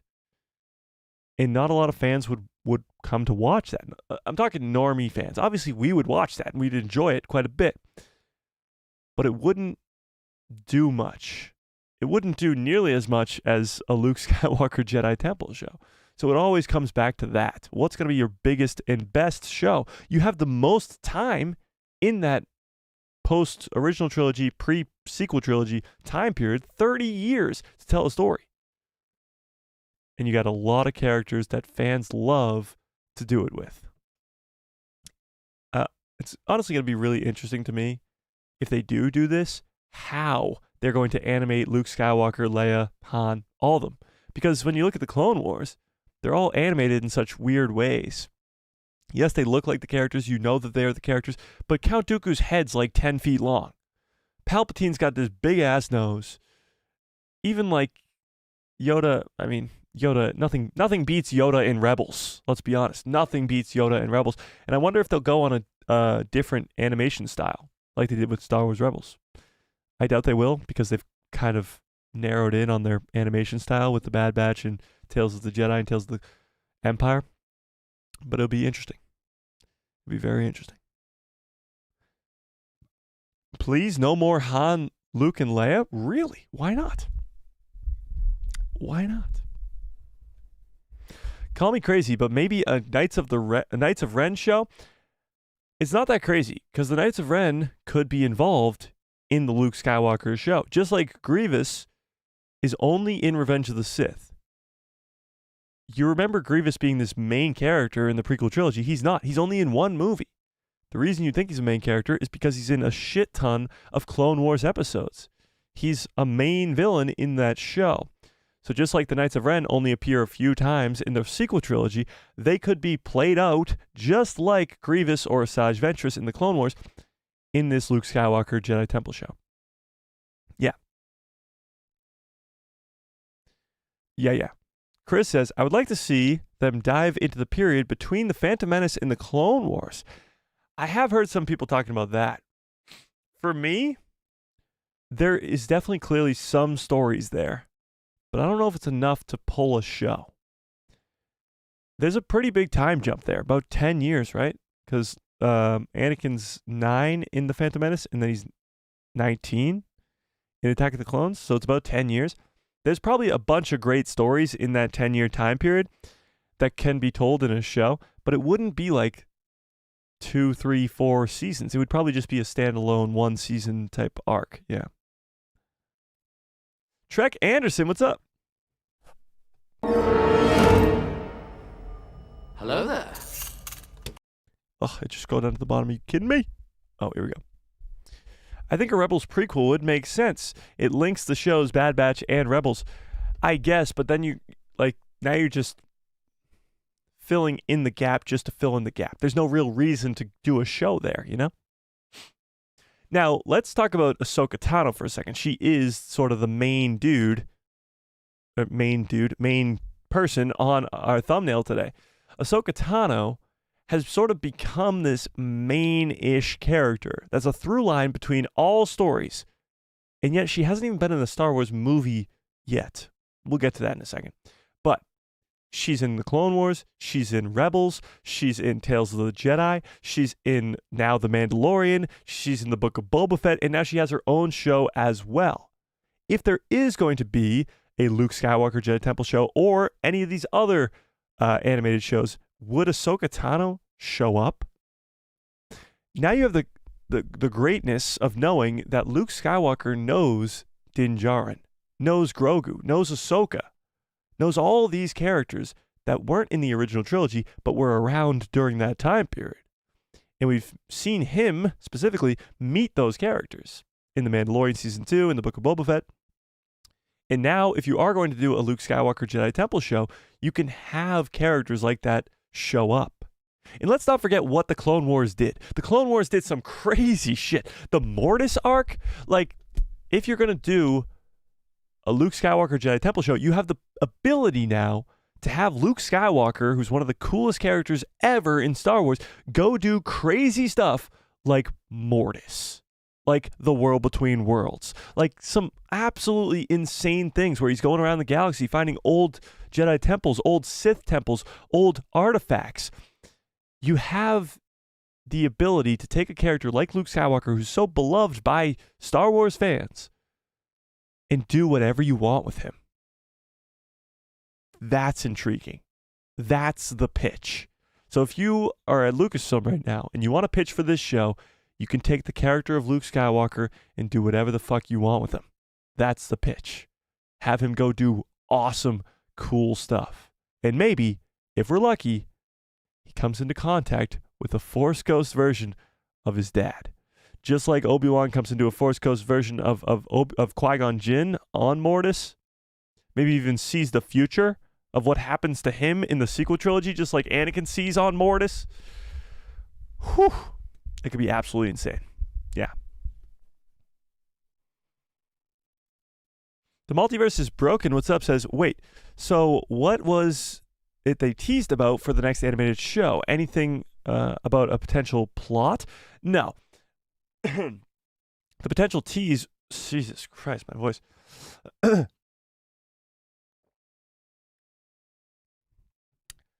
Okay. The potential tease was Vanessa Marshall. Vanessa Marshall said there's a lot more to come, talking about the next animated show, even though we didn't get any announcements for it. And, of course, a few months ago, them hiring a lot more animators at Lucasfilm. Yeah. Full-on multi-season Luke Skywalker Jedi Temple show with Palpatine's post-death revenge, Snoke, Kylo's training, Leia and Han stuff too. Yeah, Leia and Han. When we last see them on Andor, they go and make a baby. Then they have a kid. They have this whole divorce type thing, and they get married and all. Like, that's what we want to see, how that whole falling out happened, you know? Animated show to flesh out all that would be great, leading into Luke going away. Exactly. And it could explain why Luke goes away better. There's a lot of plot holes in the sequel trilogy that, if fixed, would actually allow us to see the sequels in a whole new light. Very similar to how the Clone Wars helped a lot of fans with the prequel trilogy. The prequel trilogy is made so much better by the Clone Wars. And I think the sequel trilogy could have the same effect if there's a multi-season show created about Luke Skywalker. And that's my pitch, and I'm sticking to it. There's a painting of Omega's Teddy on the wall next to Sabine's bed. Oh, yeah, from the Ahsoka series? I do remember seeing that. Yeah. Interesting. I wonder. Okay, let's talk about Tales, if somebody brought it up in the chat. Tales of the Jedi Season 2. Now, this was announced at Star Wars Celebration last year. You remember that? Tales of the Jedi Season 2 is announced to be coming out this year. Now, it's still sort of not confirmed whether or not that was just hiding the fact that Tales of the Empire existed, or if there is actually a second season of Tales on the way. But one thing is for sure, there is no way that they are done with these Tales stories. Fans absolutely loved Tales of the Jedi, and that's what made them create Tales of the Empire. Tales of the Empire wasn't as well received as Tales of the Jedi was, but it was still very well received. I think the problem with Tales of the Empire was that they focused on two minor characters, when Tales of the Jedi was focused on two major characters, Ahsoka Tano and Count Dooku, rather than Barriss Offee and Morgan Elsbeth. It was more for your hardcore Star Wars fans to enjoy. But there's definitely more Tales stories on the way. Nathan, what's up? But the question I have for you guys is, what would you want those Tales to be? Would you want a Tales of the Jedi Season 2? Would you want a Tales of the Empire Season 2? Or would you want something else? Tales of the Bounty Hunter, Tales of the Sith, Tales of the Rebels, Tales of whomever, the Smugglers. I don't know. What do you want? Tales of the what? But let me keep reading the chat while you do that. It would help redeem the sequels with a multi-season show about Luke like that too. Exactly. Yeah. Call it Templar. It's about the keeping of the sacred Jedi texts and who is trained by Luke, who ultimately falls by the hands of Kylo in the Knights of Ren. It would be really cool. Just like, sort of, you could argue the main character of the Clone Wars is Ahsoka Tano, as Season 7 ends with her story ending, or her story and how it ends in that time period. You could argue that she's the main character of that show. You could also argue that Anakin and Obi-Wan are. You could also argue that there isn't a main character of that show. But Ahsoka Tano was first introduced in that show. So with a show like Luke Skywalker's Jedi Temple, you could introduce brand new characters that could be as beloved, if not more, as characters like Ahsoka Tano, which would be absolutely insane. Think about the Rebels show. The Rebels show introduced characters like Kanan Jarrus, Harrison Dula, Sabine Wren, Zeb Orrelios, Ezra Bridger, Chopper, all brand new characters, now all beloved Star Wars characters that fans just absolutely adore. You can introduce so many brand new characters in a Luke Skywalker Jedi Temple show because they can all be younglings at Luke Skywalker's Jedi Temple. Yes, they might all die to Kylo Ren at the end of the show, but some of them might survive. Ahsoka survived Order 66. Tales of the Skeleton Crew, but it's just Neil. I like that. Tales of a Mother. Oh my God.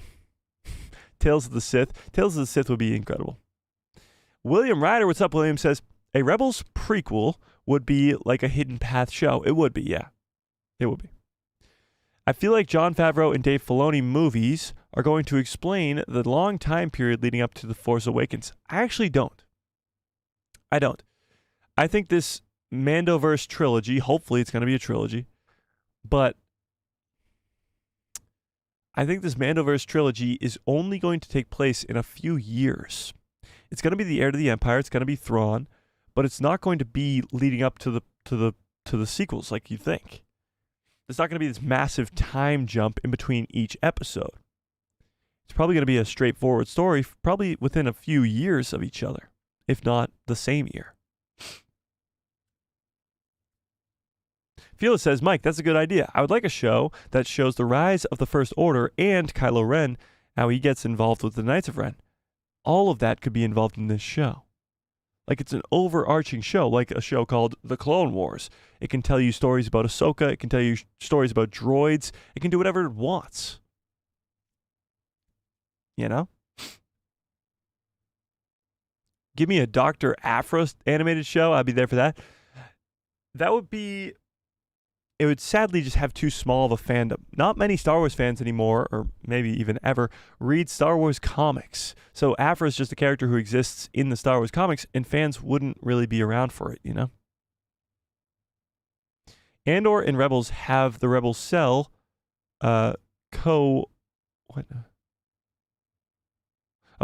co-originating together at 5 BBY, and then officially becoming the Rebel Alliance, and 1 BBY, I think. I think you're right. I think you're right. As long as they don't do the Resistance animation again, I wasn't a fan of cell shading in that medium. Of the cell shading in that medium? I don't know what that means, but the Resistance animation style was not my favorite. That's for sure. The Rebels animation style is not my favorite. But the story in Rebels is just so good that you just forget about it pretty much. Like, if Rebels was in the same animation style of Clone Wars, it might be the greatest show of all time. It might just be. I want more Hux too. Yeah, there you go. You get more Hux for sure. He got an interesting backstory, and it is actually a good villain until Rise of Skywalker happens. He is sort of like an Agent Callus type deal. He starts off as bad, then comes good eventually, but I'd love it. I'd love to see it. Yeah. Seamus says, it would be cool to see a young Anakin train for sure. Yeah, in between episode 1 and 2, it would be. But it would have to be in like a Tales of the Blank type show. Because it really wouldn't work as a multiple season series. There's not enough story there. Just because we know what happens, you know? Yeah, no. Aaron says, I don't need to see Ahsoka in more animated projects because we've gotten so much of her, but I'll make an exception for her meeting Luke. That would be awesome to see their meeting for the first time, because in the Book of Boba Fett, that's not their first time meeting, clearly.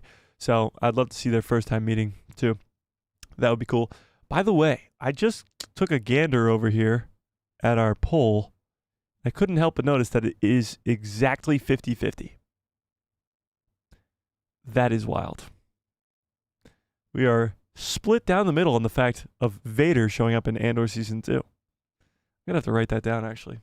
Where did my pen go? I'm writing it down. Andor, Vader, appearance. 50-50. What's today's date? 8/15/24. Think I'll remember what that means by the time Andor Season 2 comes out? Probably not. But that's pretty wild. That is pretty damn wild, if I do say so myself. I'm actually going to end that poll. I'm going to end that poll and put up a new one. What do you want the next animated Star Wars show to be? Here are your options. Luke's Jedi Temple. Oh, I can't type right now. Temple. There we go.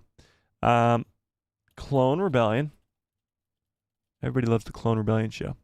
Clone Rebellion. Then we'll go multiple seasons. We'll go Hidden Path. We'll put Ventress in parentheses. And then we'll just do other, because I can only make 4 options. other. What do you want the next animated show to be? What do we think?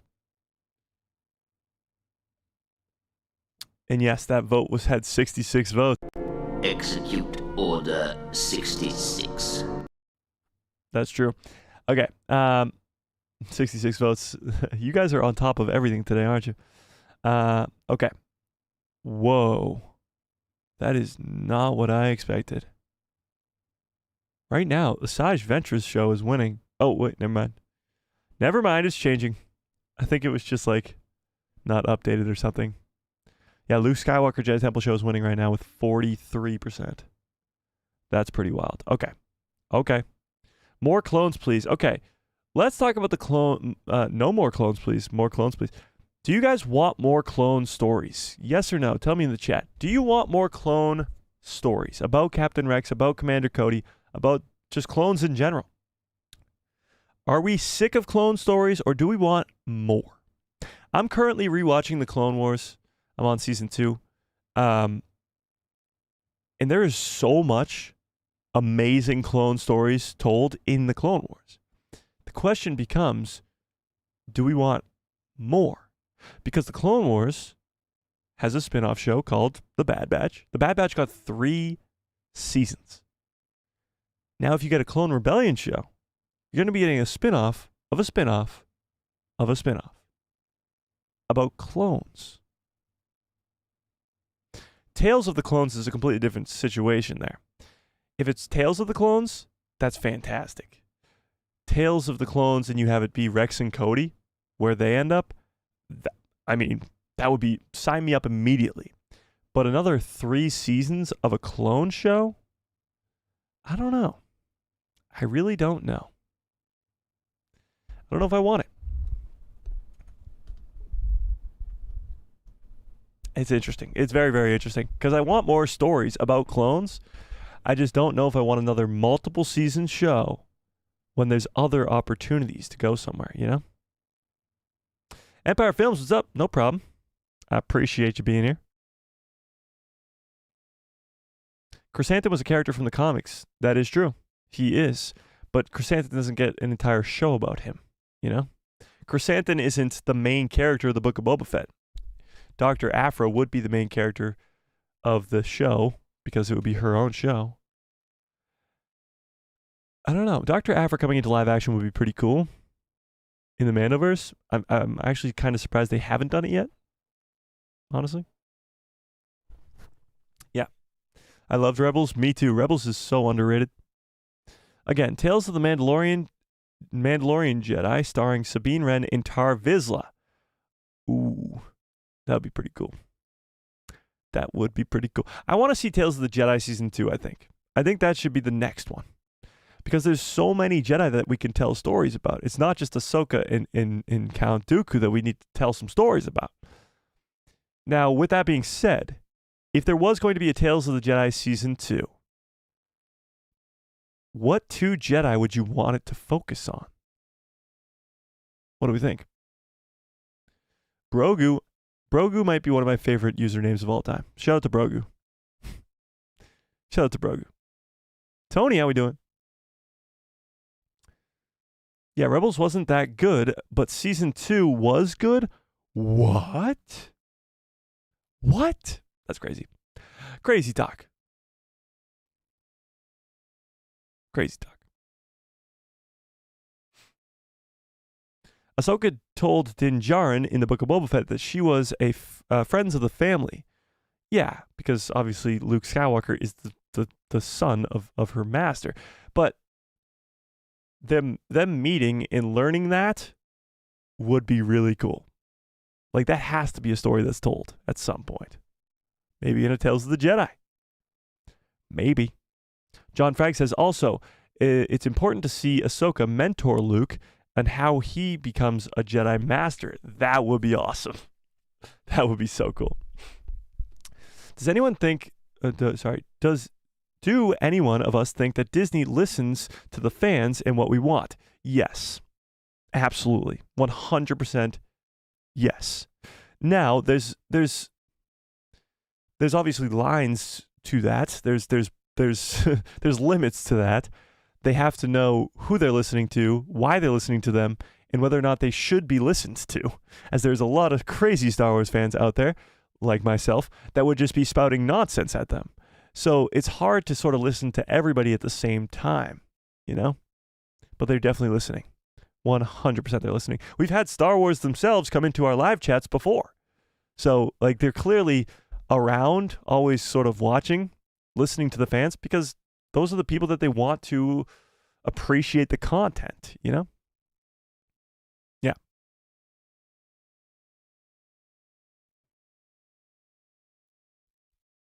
Just one more clone show?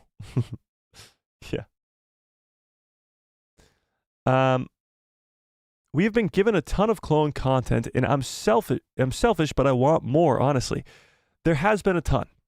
And that's why I think taking maybe a step back, and maybe you could even come back to doing a clone show after you do something else. That would be pretty cool. Like, go do a Luke Skywalker Jedi Temple show, and then come back and do something else later. That would be cool.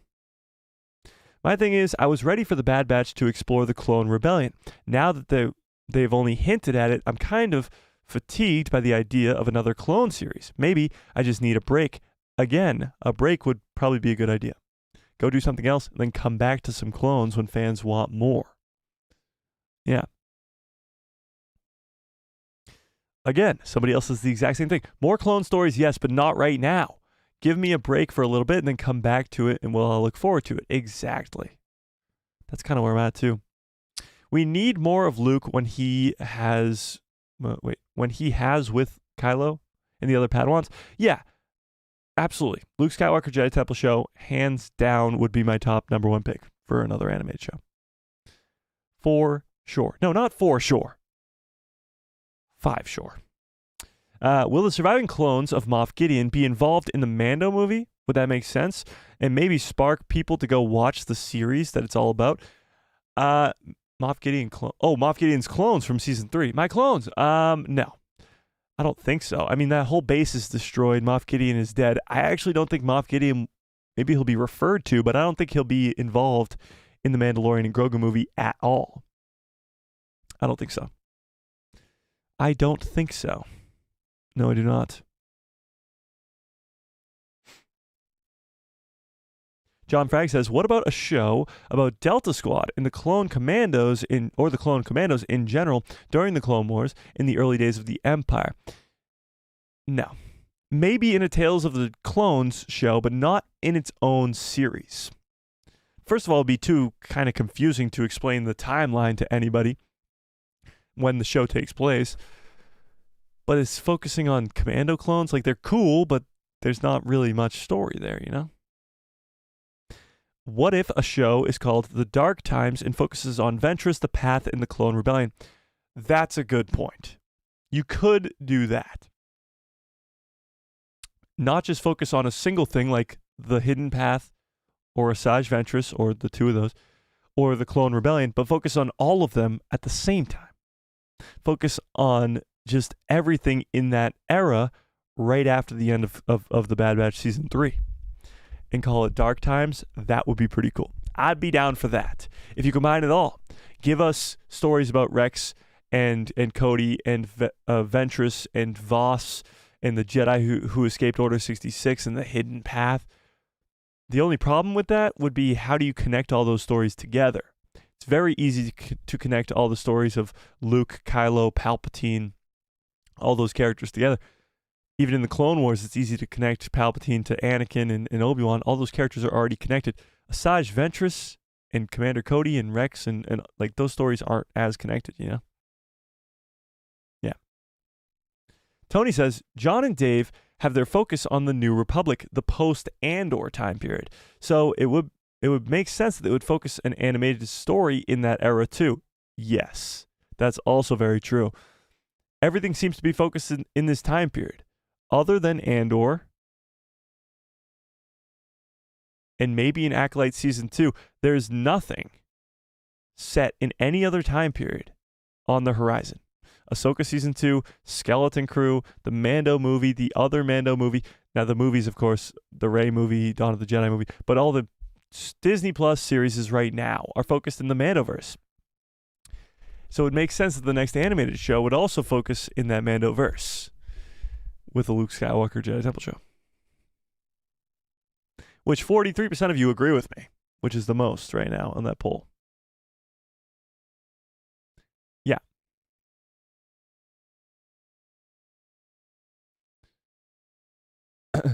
I do not think we will see Kanan in Tales of the Jedi, but Freddie Prinze Jr. does not want to play Kanan anymore.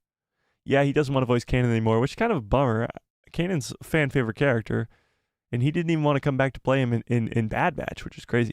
But yeah, I don't see Kanan really being focused on in Tales of the Jedi anyway.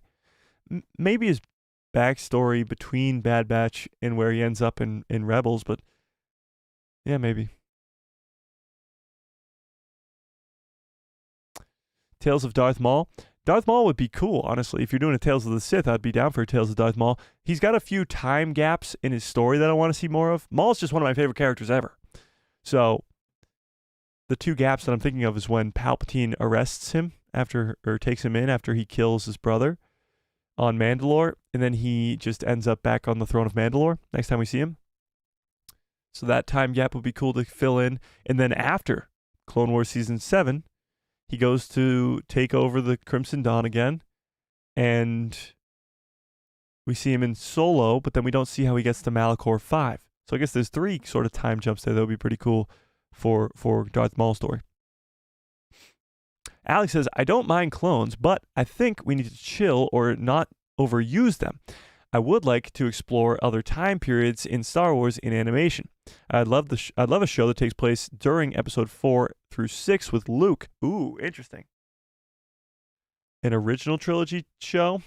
I don't think they'll do that. I don't think they want to touch that time period in the original trilogy. Now, you might be saying, Mike, guess what's about to go touch that? The next Star Wars project, which is Star Wars Outlaws at the end of this month. But I don't think there's room for a show there. A multiple season animated show. Marvel Today says, fill me in, what did I miss?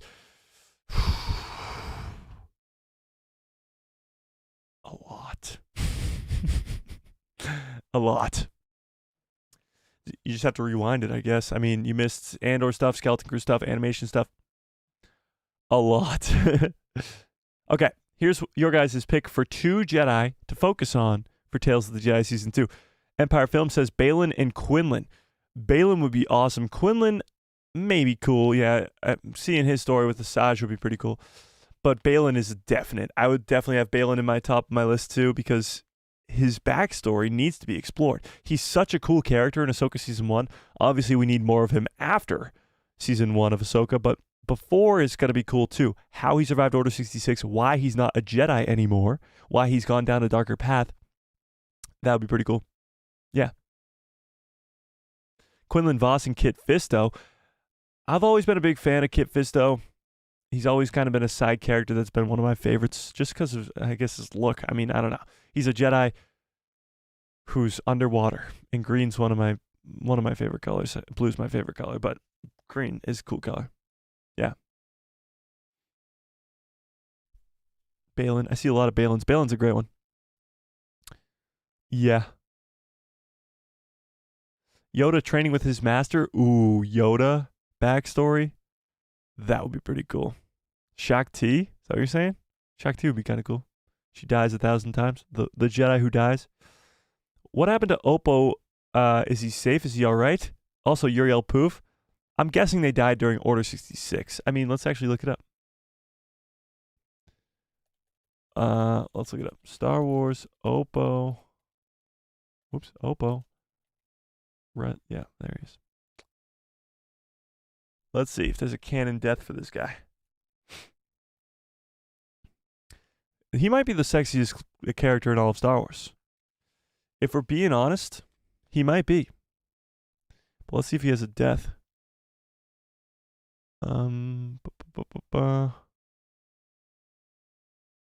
It doesn't say he has a death here. Let's see. Surviving the Jedi Purge. Wait, what?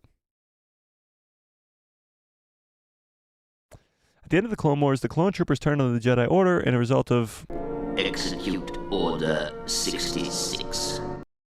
While the large majority of the Jedi Order was wiped out in an initial attack, some Jedi were able to escape, blah, blah, blah, blah, blah. The Order was left leaderless, but Oppo was one of the few council members left. He was among one of the few Jedi who survived by going into hiding. After the hunt of Eth Koth, Oppo was on the list of known survivors of the Purge, known as the Inquisitors, have hidden himself from the Empire extremely well. Wow, so there's no end to Oppo's story. He's on the list of survivors, and they never get him? Huh. The more you know. That's pretty wild. Well, to answer your question, I don't know if Oppo's safe or if he's okay. I don't know. Hey, Tony with a very generous $5 holla. My God. That's very generous. Again, becoming a member, super chats, the best way to support the channel. Keep the lights on over here. I appreciate it, Tony. And he says, an impression of Ozai Sobek from the Clone Wars. Okay, well, we're going to have to look that one up. Let's see. Ozai, what was it? Hang on. Clone Wars, Ozai Sobek. Okay, let's see. Huda.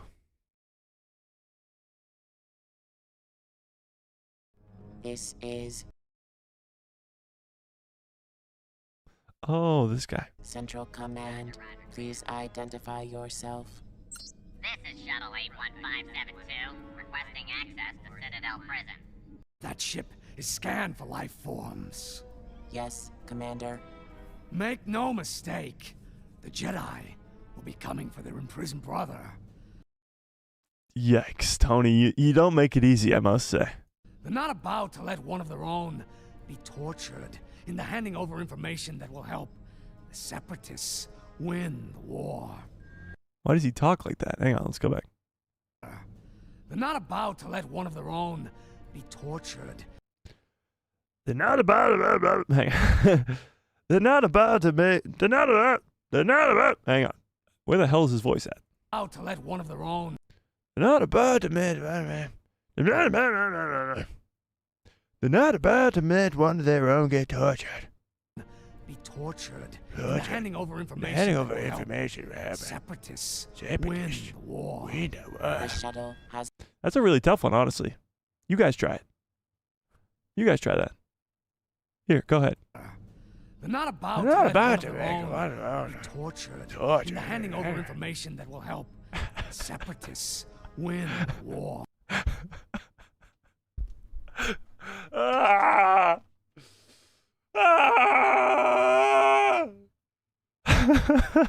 Well, Tony, I tried.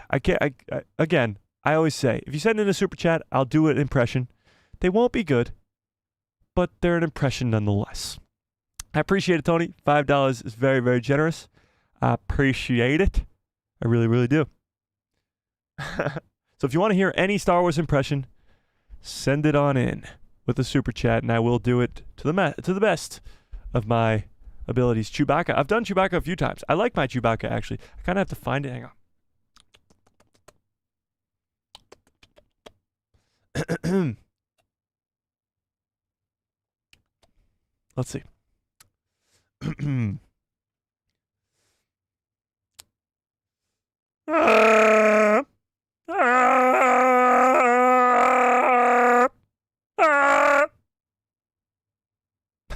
some reason, I don't know. I like my Chewie impression. It's not that good, but it's all right. I mean, it's all right. Okay, where was I? Oh yeah, Oppo. Oppo seems to be safe, apparently. He survived Order 66. Mike Baca. Okay. But Uriel Poof. Let's look up Uriel Poof as well while we're at it, shall we? Why not? Well, we got the Wikipedia open. Let's do it.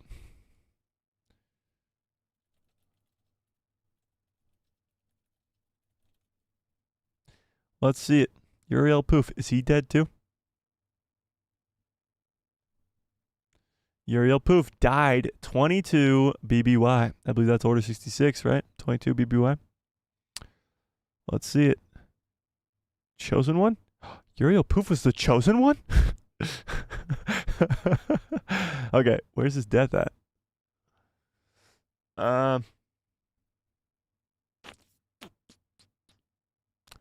Where's his death at? Oh, here we go. In 22, oh, no, that's 229.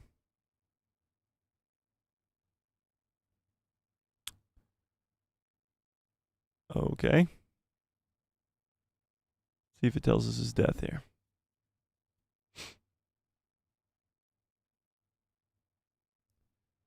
Dang, Uriel Poof gets around. Not like that, guys. Come on, get your head out of the gutter. Where the fook? This guy's got a long-ass bio. Oh, here we go. Nope, that's still 200. What the hell? When did this guy die? Let's go to the bottom.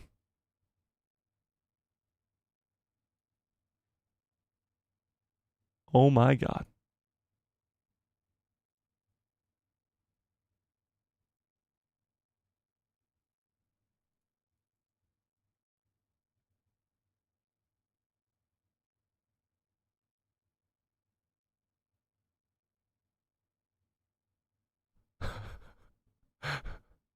This might be the greatest picture of all time. He almost looks like Voldemort with a long-ass neck.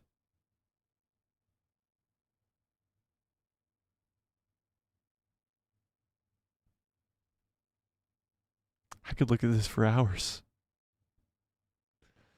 Okay, back on topic here. Where were we? Oh, yeah. Jedi that we want to see in Tales of the Jedi Season 2. Plo Koon and Kit Fisto. Plo Koon's a great one.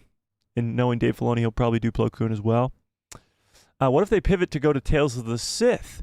If we think about it, Ahsoka's last fight in Tales could be something with the next Sith Lord. Her fight versus the Inquisitor you're talking about? What are you talking about? What you talking about? What you talking about? Her fight against the Inquisitor, you're saying? That's not a Sith. I will be down for a Tales of the Sith, though. Leia and Yoda. Ooh, Leia and Tales? That would be pretty cool. Seeing her fight would be awesome. What about a Grogu? Grogu? See what happened to him after Order 66? After he got saved by our boy. What the hell's his name? Why am I blanking on his name? Kelleran Beck. Kelleran Beck, yes. Tales of the Fallen Jedi. Yeah, you could see that too. Yeah, Balin and Kelleran Beck. I would be down for that. Balin and Caleb Dune. So Kanan Jarrus. That'd be cool. Twould be cool. The surviving clones of Moff Gideon would open up a space chicken restaurant and call it Los Jawas Hermanos.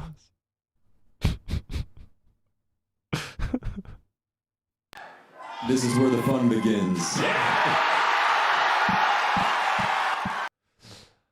I think we have lost our minds today, ladies and gentlemen. I think we've done it. Porter Engle. Okay, interesting. Porter Engle is from the High Republic books. So you're talking about High Republic Jedi now. That's where things would get pretty interesting. Porter has a cool backstory, too, that we don't really know much about. I'd be down for that. I'd be down for that.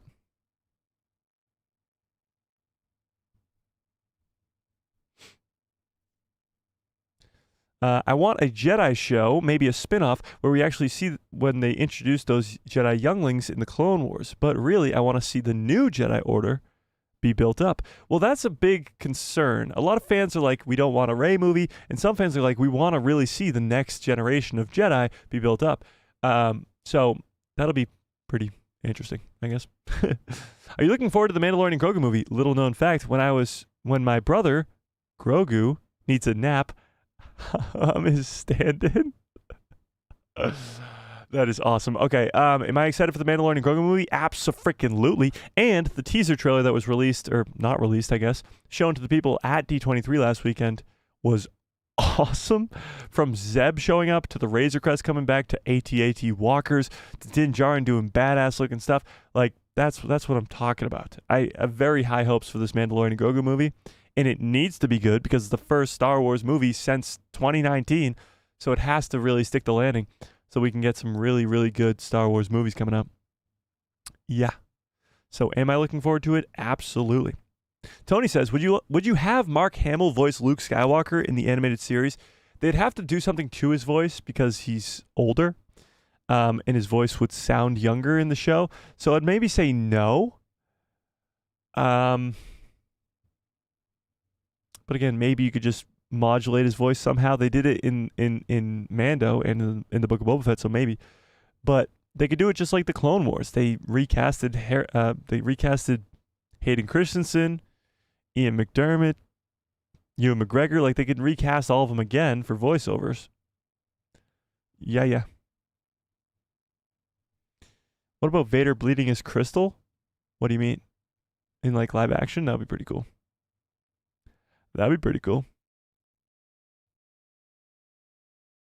Darth Thor says, it seems like all the Star Wars content seems to be moving away from the time period between Revenge of the Sith and A New Hope. Comics, books, movies, and shows are all moving to new eras. The reason for that, though, is because that era is being filled up so much. Like, you have so many Vader comics that fill in that time period after Order 66, all those Jedi being hunted down, the Inquisitors being trained. You already have 4 seasons of Rebels, 3 seasons of Bad Batch, Jedi Fallen Order, Jedi Survivor, Kenobi, Andor, Rogue One. There's so much already filled in that time period. So the gaps there aren't that many of them. So they have to move to new time periods. Was that thunder?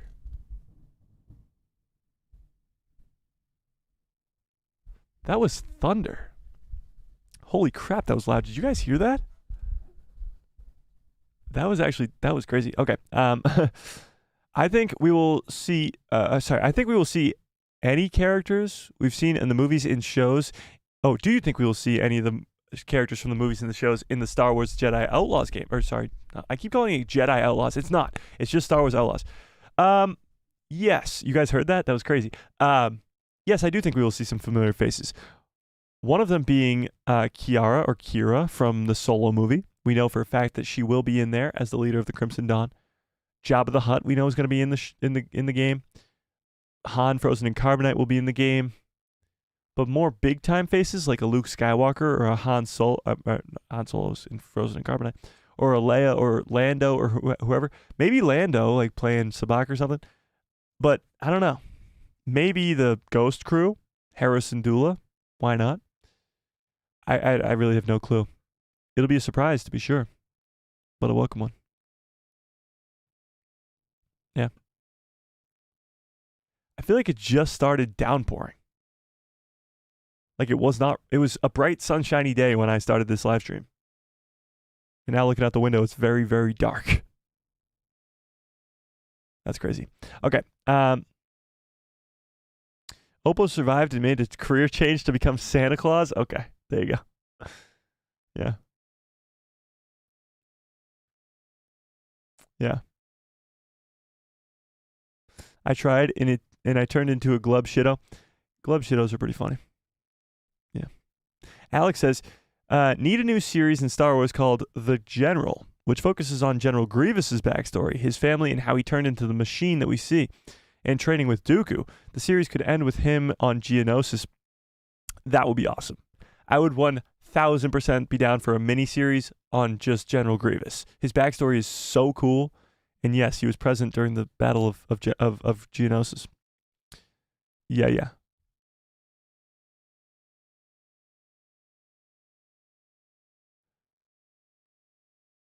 22 BBY is Attack of the Clones. Okay, interesting. So what happened to Uriel? What happened to him? John Frank says, for Luke's show should be half of the show set during the original trilogy and the rest of the show during the Mandoverse until Kylo Ren rises. Ooh, interesting. So you're going to go back in time? Maybe some flashbacks in that show would be possible. Yeah. It would be possible.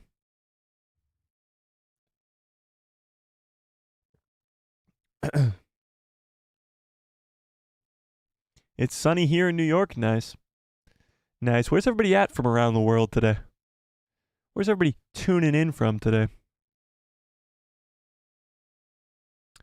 Huh? Let me end this poll, by the way.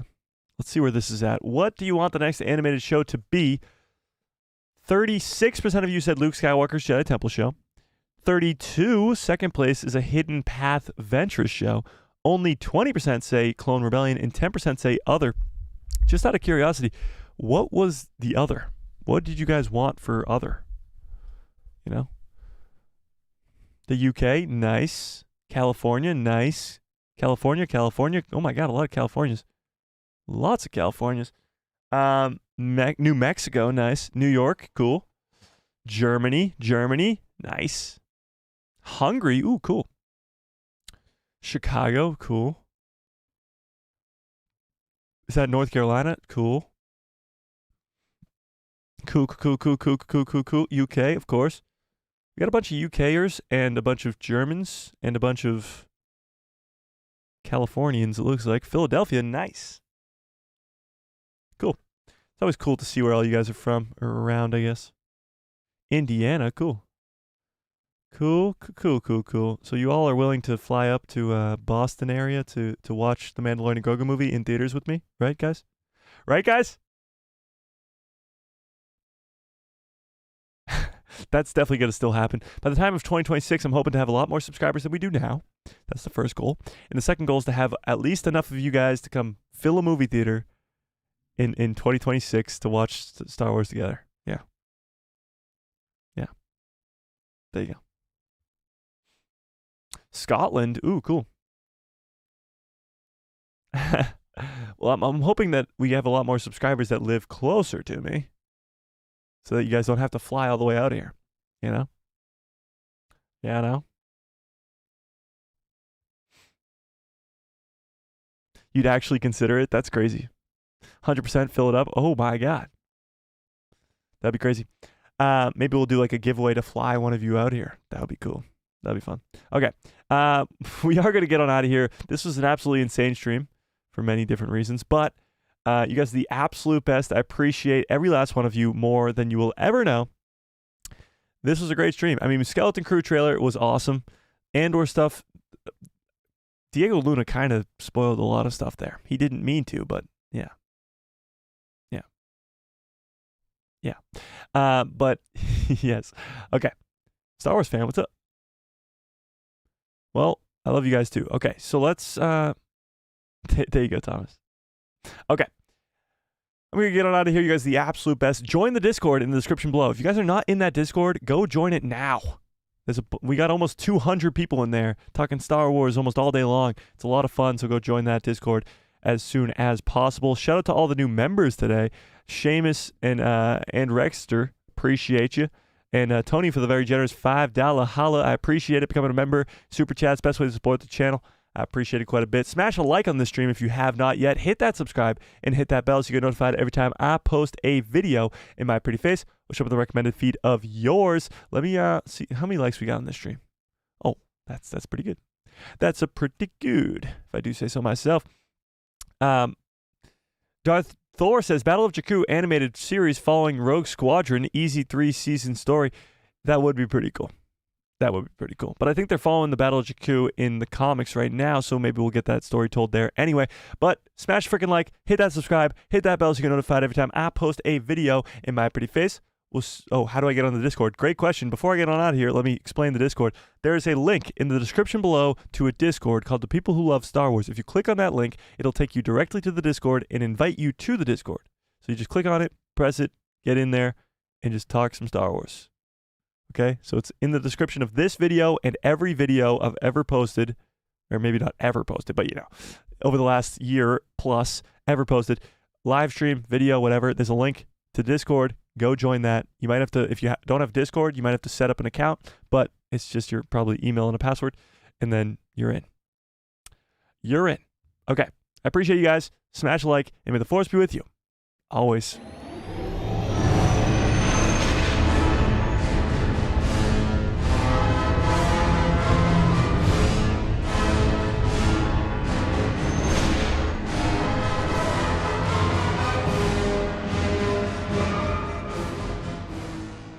Oh yeah, what a great stream. What a great show. You guys are the absolute best. I appreciate every last one of you more than you will ever know. Wow, this was a fun stream. I can't wait for tomorrow. Watch out for a video tomorrow. And watch out for a live stream on Saturday, Tuesday, and Thursday for the rest of your lives every Tuesday, Thursday, Saturday. And yeah, watch it for a video tomorrow, and a video tomorrow, and a short later today. I appreciate all of you guys. I hope you have a great rest of your evening, great rest of your lives, and good night, everybody.